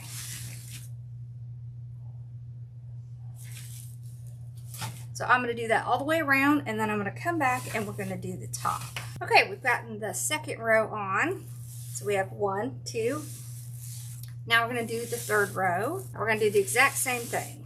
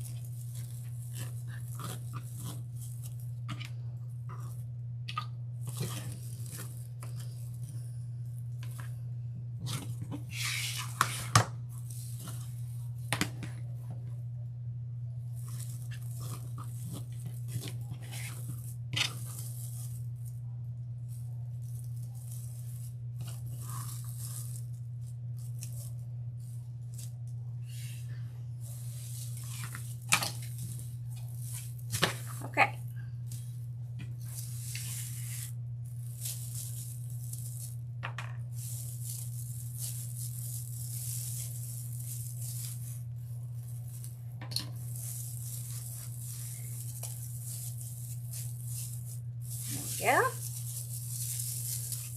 Tuck this one in. Okay, so there are rows that are next to each other, but when you put that third row on, it should be a lot less noticeable. And this way I don't have to keep going into that one row. Okay, I'm gonna show you one more time and then I'll do the rest sped up.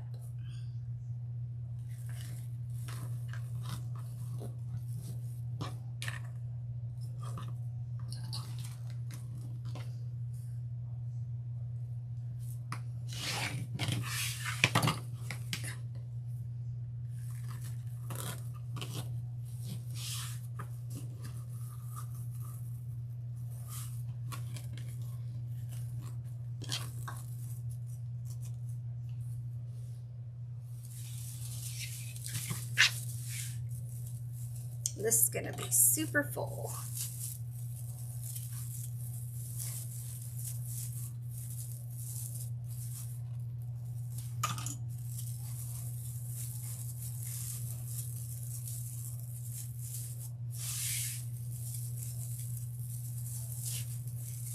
Okay.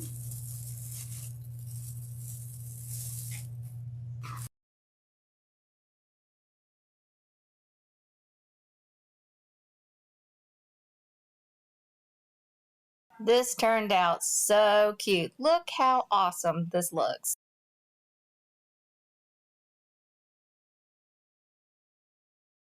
And I really wanted to do one with the curl method, but it is so long to do one. It just is going to look a little funny. So I had an idea I wanted to try, and let's see how this works out. I don't know how many we're going to need because I have not done this before, but I think it's going to be fun. So let's give it a try. So I actually pulled 4 different colors to try out together. So I wanted to do 4 together, and I wanted to do summer colors. I'm going to cut these at 10 inches each, and then we're going to use 4 of them. So I'll get these cut up and then we'll go on to the next step. Okay, so I've gotten some cut up. We're actually going to be using just a regular work wreath. So these have 18 ties on them. I'm going to open up the bottom because that's where we're going to start. And you'll see why I wanted to use several different colors together for this idea I had. So I'm going to take the 4 pieces. I'm going to curl it. Okay, and I'm going to go ahead and put it down. And I'll just kind of tie it once so it can hold it while I'm waiting. Now on this other side, I can clip it if I want, just to hold it in place.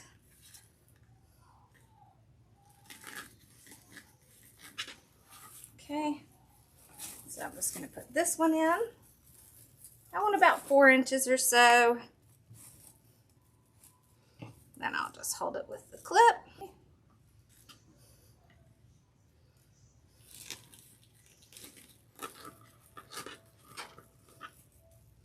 Okay, so this side will get clipped. This side will go in our tie. There. So this part will look like a normal curl, like the normal curl wreath.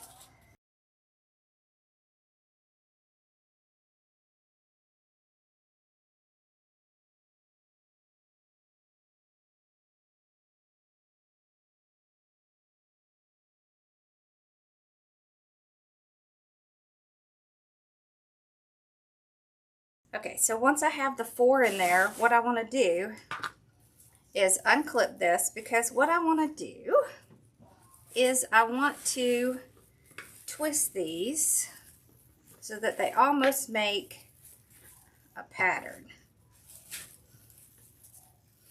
Let's see, just kind of anyway, like that. And then I'm going to put the other curls on this side. Kind of fix any of my curls I need to.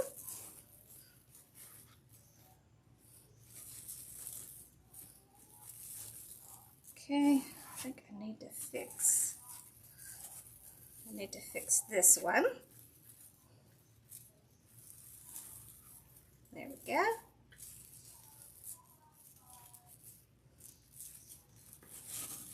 There.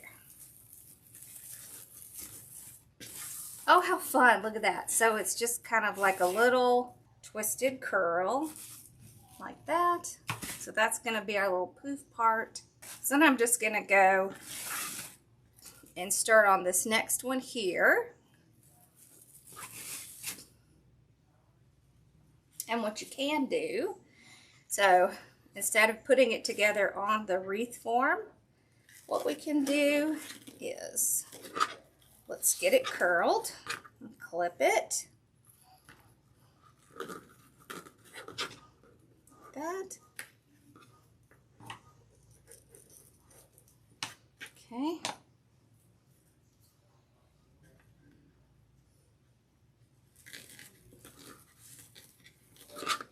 There.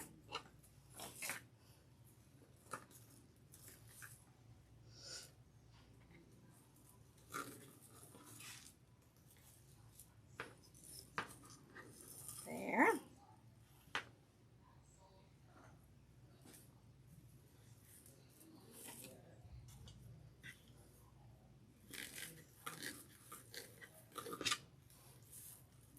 And this one, I do kind of want my curls to be rather tight.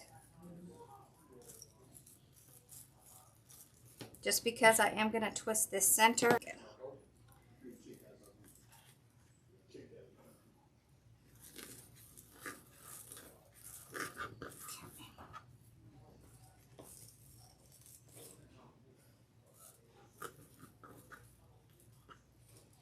Alright. So once I get them in there, I'm going to need to take and just kind of twirl them together like this. So I'm just kind of crossing them over like that. Then I can place it down. I hope this is fun. I think I like doing it off of the wreath better. It's a little bit easier to handle and to keep your pieces tighter. There. Oh, that's fun. Look at that. Yeah, definitely easier to do it off of the wreath. Okay, so I did make one little change. Okay, so when I did it originally, you can really kind of see the phrase, I don't like to wood burn if I don't have to. So I adjusted the length a little bit. So if you want to wood burn, you can do the 10-inch. If you're like me and you don't want to deal with that, let me show you how to do it with 15-inch. So you're going to need multiple clips. I love these little clips. These are little fabric clips. Okay, so with the 15-inch, what I'm going to do is I'm going to curl it up just like I did with the 10-inch. But it's going to have a lot more curl, and so it's really going to look a lot better when you get it in with the other pieces. So I just want to clip it to make sure it's not going to come apart. Okay.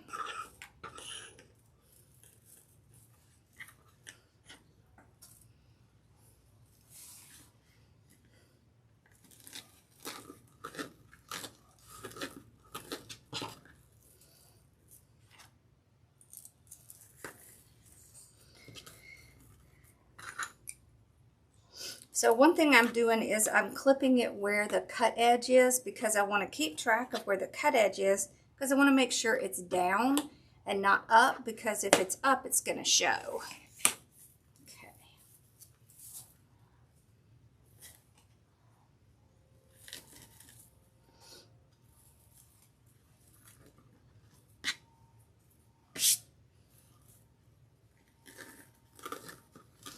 And you are curling it upside down, so it comes off the roll like this. You want to curl it the way that it wants to curl in. So it's easier to work with the curl than it is to go against it. So I just go the way that it wants to go already.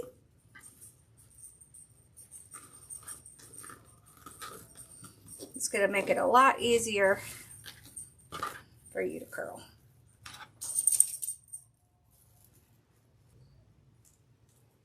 Okay, so I've got them made, and I have the clip where that opening is. Okay, so where our cut edge is. So one great thing about this is you're not going to need a ton of mesh, because you're not going to need, like with curls, you're not going to need a whole bunch. So what I want to do is I want to put my clips upside down so that my cut edges are on the bottom. Okay, so this just makes it a little bit easier for me.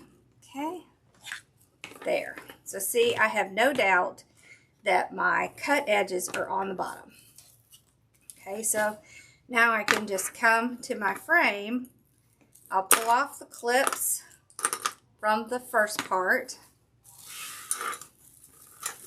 I'll place it down. So I want 3 or 4 inches of the curls. Okay, and you can see now I want to take, and I want to kind of braid them, and I'm keeping in mind where that bottom edge is so that I don't have those sticking up. I'm just kind of braiding it so I get this cute little braided look. Okay, and then I'll take the clips off of this side. If I have one that's too long, I just braid it back in. Okay. And then I want, you know, a good 3 or 4 inches. Okay, now if I have anything that's showing, I can just kind of twist it to get it back to where I want it. Okay, and then I want to pull these so that they're kind of standing up against each other. If you get anything like this with this little piece hanging out, you can either tuck it back in. If you have trouble with that, just clip it off. Yeah, that looks a lot better. So you can see with the 15-inch, it just looks a lot cleaner, and it's not going to have any frays. So if you want to use less mesh, you can do the 10-inch, but you're probably going to have to wood burn it. But I like doing it this way because I can really get a good braid because I have a tighter curl. All right, so I'm going to finish the bottom, and then we're going to do the same thing on the top. Okay, the bottom's done, and it looks so cute. Look at that. I love it. All right, so I want to show you some easy ways to make sure that you don't have problems with frays, and that it's just going to make it a little bit easier for you. Okay. And I can tell you I used 5 sets on the bottom, and I expect to use 4 sets on the top. So the first thing I want to say is you're going to need clips. I love these clips. These are my favorite clips. I will link these down in the description if you want to try ones like this. And remember, I cut these at 15 inches. So I did start with 10, but 15 is the best, really, to get a really nice curl. Okay, so I'm just going to curl it. Oh, and one thing I didn't say is you can use an old center or middle piece of a 21-inch mesh to roll it. And then to tie it, I kind of fold it up. And what I want is to take my clip, and I'm going to clip where the cut edge is at the top. We're actually going to be flipping it over. It'll be our bottom. But I kind of go ahead and get about 4 inches that I want. You can see there's the cut edge.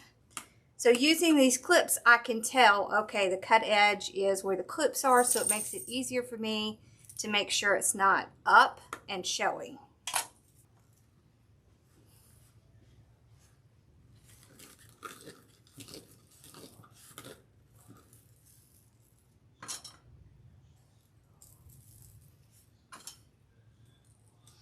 So this helps keep it together, and it's going to make sure that cut edge is not going to be showing a bunch of frays. Now you can of course wood burn this. I'm not very good about doing that because I just don't like to. So I will try to find ways around it. Sometimes there's no choice, but if I can get away without doing it, I will.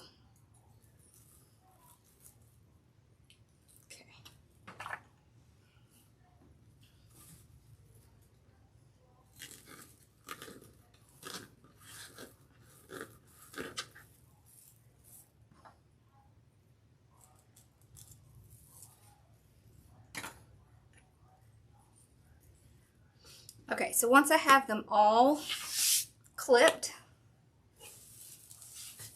I'm going to take the 4 colors, I'm going to put the clips down. Okay, so that means that the cut opening is going to be facing down. Just like this. I'll kind of meet them up at the end to make sure they're going to all be pretty much the same length. And then I'll go ahead and pull those clips off. And I'm going to put it in my tie. Just like that. Okay. Now you can see I still have the clips in this side. So that's really important. You want to keep the clips in because one, you don't want it to unravel, and 2, you want to keep track of where the bottom is. Now I'm just going to braid it. So there's really no right or wrong way with this. I just kind of move them around so that it's kind of all twisted together. Then I'm going to take the clips off again, making sure they're all on the bottom, and put it right in. So it should still be pretty much the same length. Okay, and then I'll just adjust anything if I need to, as far as if anything needs to be tucked under. But for the most part, it's going to work out pretty well because we kept those ends down. And you can see you really don't need more than 2 rows. So it's going to end up using 9 pieces at 15 inches each. Okay, so I forgot to hold this up, but you can see that it turned out really so pretty and very full.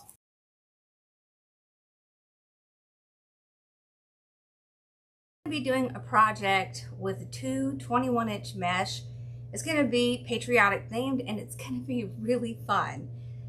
So this 21-inch method is a push-through method. I'm sure you've seen this on the video I did with all 10-inch mesh, but you can also do it with 21-inch mesh. Some of us have a lot of it left over, so it's a great idea to have the same methods we can use on either mesh. So we're going to be using a Dollar Tree frame because it is the easiest to push your mesh through. Okay, so we have a 21-inch mesh that is red and white, so I thought that would be super cute for the red and white stripes. And we have a royal blue for the blue portion. So you're going to need at least 1 mesh, don't have to use 2, and a Dollar Tree frame. You're going to need a few zip ties. The zip ties just kind of hold things in place while we're working. It just makes it a little bit easier. And then you can make sure it's secured on your frame. So we're going to start with the blue. And this is a metallic Deco Mesh. It's really pretty. You see how pretty the blue is. And I'm going to be using my Deco Mesh holder. So I'm going to show you where I'm going to put my mesh. So this is my mesh holder. Okay, and I'm just going to put it right on. So you can see how easy it's going to hold it. And then I can put my other one on the second. Now it has a 3rd row on the top. Okay, there we go. So that way, as I'm pulling it, it's going to make it a lot easier to get it off of the roll and onto my frame. So I'm going to start by just gathering the end. You just want to gather it all the way up like this. So I'm going to pull it underneath, and I'm going to use one of my zip ties to tie it right across where one of these crossbars is. So right on the crossbar. You only want to do one because you want it to hold it tight. So just like this. So I'm kind of going across. There. Just like that. So remember, it's important that the mesh stays on the bottom of the frame. All right, so I'm not going to worry too much about this. I can trim some of this off, but it's going to be hidden on the bottom. All right, so you're not going to need another zip tie until you get to the point where you're going to stop the blue. So this is how you're going to do this. You're going to use the gather that you already made and make like, pull your hands down and make like a little straight poof. And you're going to take that and you're going to push it right through the frame. So just kind of pull it up, just like that. Okay. So this is what you're looking for. Now you can make it as big or as small as you want. Okay, so like that. All right, so I'm going to go in the first one, then I'm going to pull up in the second one. So see, I just pull it up, and I do kind of hold on to the first one while I pull up the second one, and then I pull up through the third. Okay. Once I get to that third row, and I'm happy with how much I have pulled out,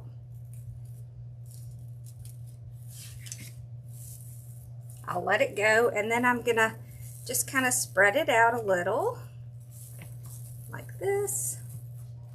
Okay, I don't want mine to be too tall, so maybe about 2 inches. Okay, so you just wanna kind of keep it tucked in together like that, so it makes almost like a little bulb. And then I'm going to go back to the first row and push through again. So see how you can just kind of push the mesh right up, make your little ball right there. Then I'll do my second one. Just pull it up. You just want to make sure you get all of the mesh in there.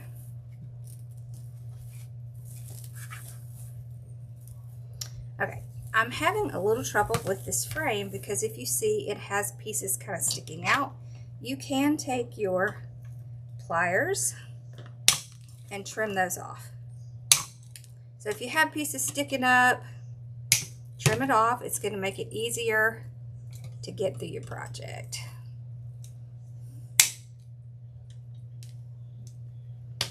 There, because it's catching on those. All right, here we go. So we got the second one in. All right, we're going to do the third one. So just pull it straight up.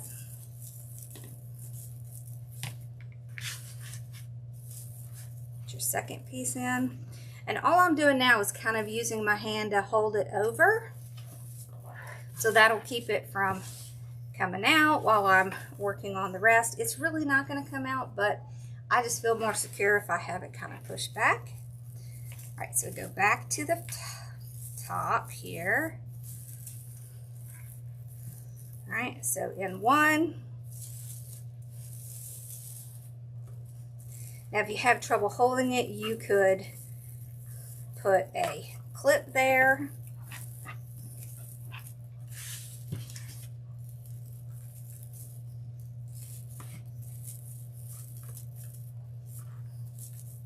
If you don't have a mesh roller like mine, you can throw it on the floor or on another table. So I'm going in each one. 1, 2, and 3. Just like this. Look how cute that is. There. All right, so back to 1. And I'm thinking we're going to need 4 in a row. Okay. So 4 sets in a row. So I just push it back up, pull it through, get my little bulb, just like that. If I have any ends, I can just take them and tuck them underneath. And then it will be all nice and neat again. Okay.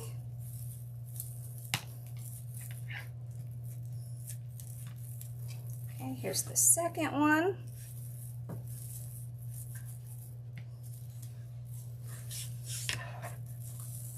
Okay. Look how cute that looks. Okay, and then the third one. So when I'm pushing it up, I do have the edges kind of under the bottom, so that when I push it up, those edges are really kind of tucked underneath. You can use your finger to kind of push it through and your other hand to pull it out. Okay, just like that. So then we have our first section. Look how cute that is. And it is much fuller and thicker and a lot more vibrant than if you do it with the 10-inch, just because there's a lot more mesh, and so it's going to be really packed in there. So we have 6 sections on this. I'm thinking I want to do 2 sections with the blue and 4 sections with the red and white. So I'm just going to keep doing this exact same thing over and over. So I'll speed up through this part, and then we'll go on to the red and white.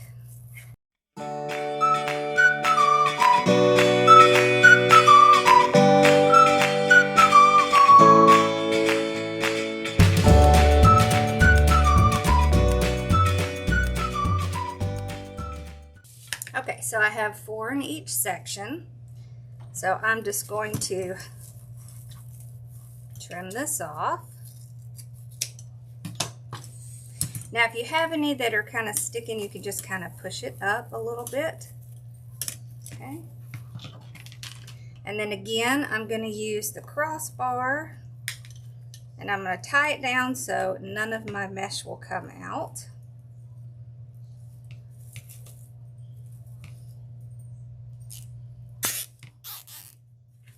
Okay, I'll make sure everything looks good before I completely tie it off. It looks good. Okay. Now I'm going to trim this off. Alright. So we're done with the blue, and we're going to be putting some little stars on here just to make it look really cute. Okay, so we're going to do the exact same thing with the red and white. I'm going to gather it at the end just like we did with the blue. Okay. I'll flip it over just because it's going to be a little easier, because our mesh is going to be coming up to the bottom. So I want to turn it this way so that my mesh will start off in the right way. I'm going to run a zip tie. Okay, and you want to tie it underneath. Remember, you're going to be pushing the mesh up. Okay, so it's easier for me to kind of show you with it upside down like this. You do not have to do it upside down like this, but it's a little bit easier just to show you how it looks. All right. Now when I flip it back over, so you can see our mesh is underneath, right? So it's underneath the frame. And we're going to start by pushing it up through the first ring.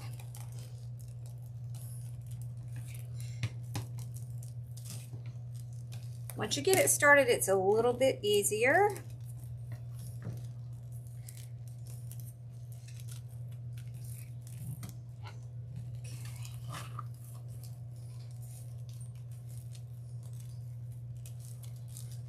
There. So the next ones will be a lot easier to pull through. But you see, we have our red and white stripes. That is so cute. So with the first one, I want to make sure all my mesh is up here. Okay, and then I can kind of pull it down and get it into the size I want. There. This mesh is going to be a little thicker because it has the snow detail in it. But like I said, once you get through the first one, it's going to be a lot easier. So just use your fingers to push up and your top fingers to pull up. Kind of like a push-pull. Let's see, I'm missing something here. Okay. All right, so pull up, push over. Just like that. That's so cute. All right.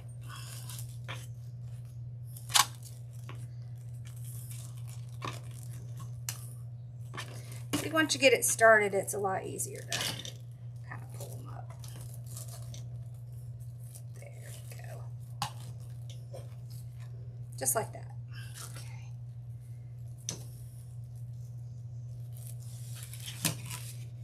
Okay.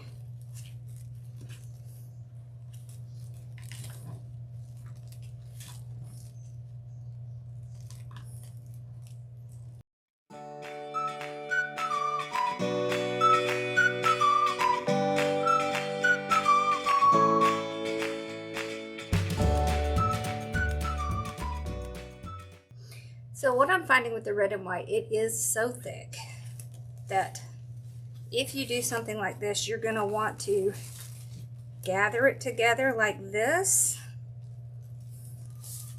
and use this to push it up so that you can get it kind of all in one piece. All right, so just kind of gather it together like that and then push it straight up and pull through that way, because otherwise it's going to be difficult because it is so thick. There we go. So something that's this thick is a little bit more challenging, but honestly it's worth it. It's so cute. That.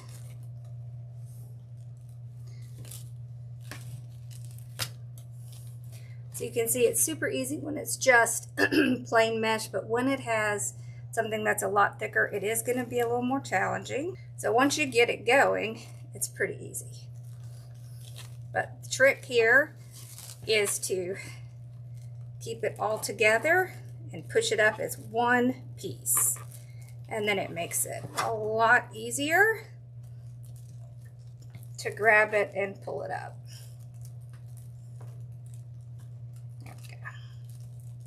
That. All right, and then you just push them over and start on the next one. There we go. Isn't that super cute? It definitely looks like stripes.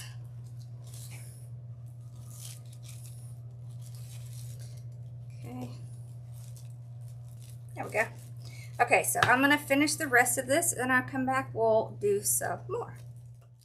Okay, so I'm at the end. I do want to tell you a couple of tricks. So with this red and white, it is so thick, it is harder to get it in.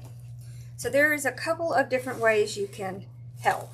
You can zip tie it to get it back to that little gathering. You can also twist it so that it is kind of like all together, and then you can use that to push it up through your base. So try those tricks if you're having trouble getting your mesh up,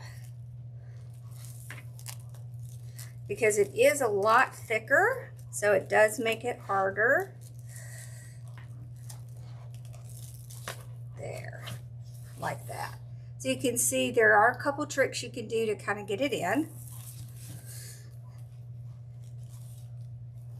And you can flip it over from the back and use that way to kind of help you Get it up through, because it is a little easier to see it from the bottom.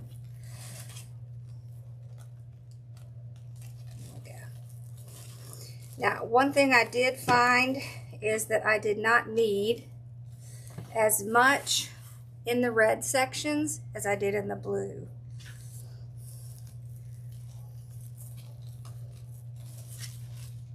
Okay. So see how I just take it, I twist it, and then I can use that twist to push it up.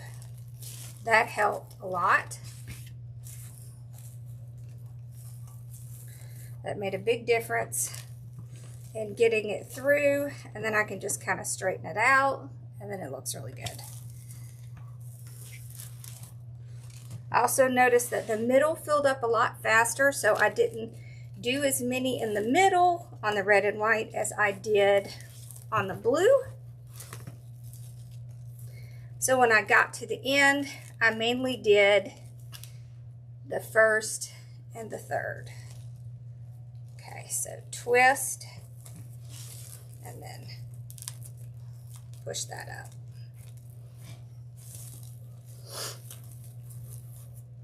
Whoops.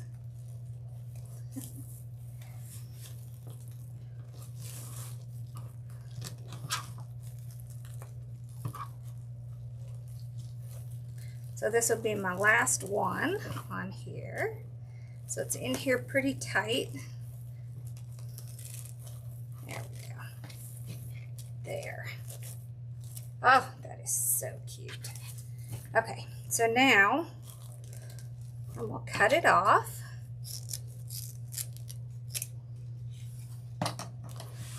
And I'm going to zip tie it. So remember, twist or zip tie it to get it back to a small size. Either one of those will help. Now with the regular mesh, you're really not going to have any trouble at all, but if you do tend to use something thick like I am, you want to use those tricks. All right.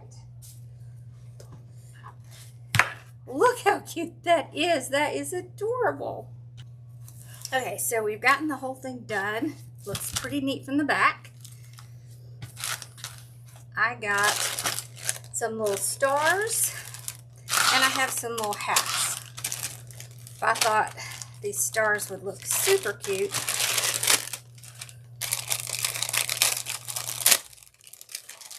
Just kind of right on here. And I think I'm only going to use the white ones. Like that.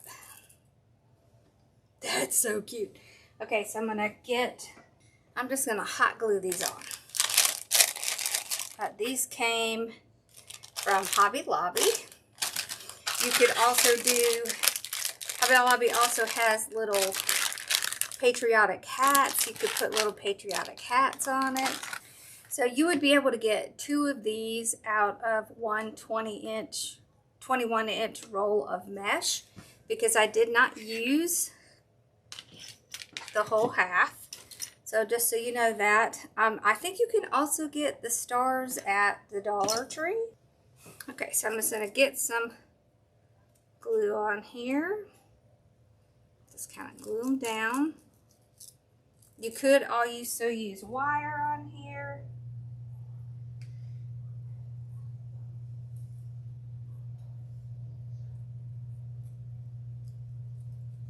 There.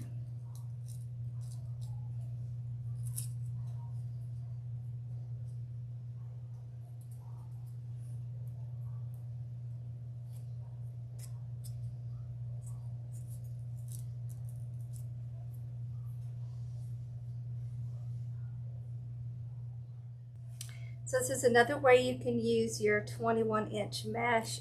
Look how stinking cute that is. I love this. This is so cute. I love that. Okay, so you'll have to let me know what you think. And let me know if you try it out. We do have a free Facebook group. And there'll be a link in the description. So make sure to go check that out, because you can post any of the pictures of things you've done. And we all love to support each other, and it's just a great community. So make sure to check that out. All right, y'all have a great one, and I'll see you in the next video. Make sure to like and subscribe. Bye, y'all.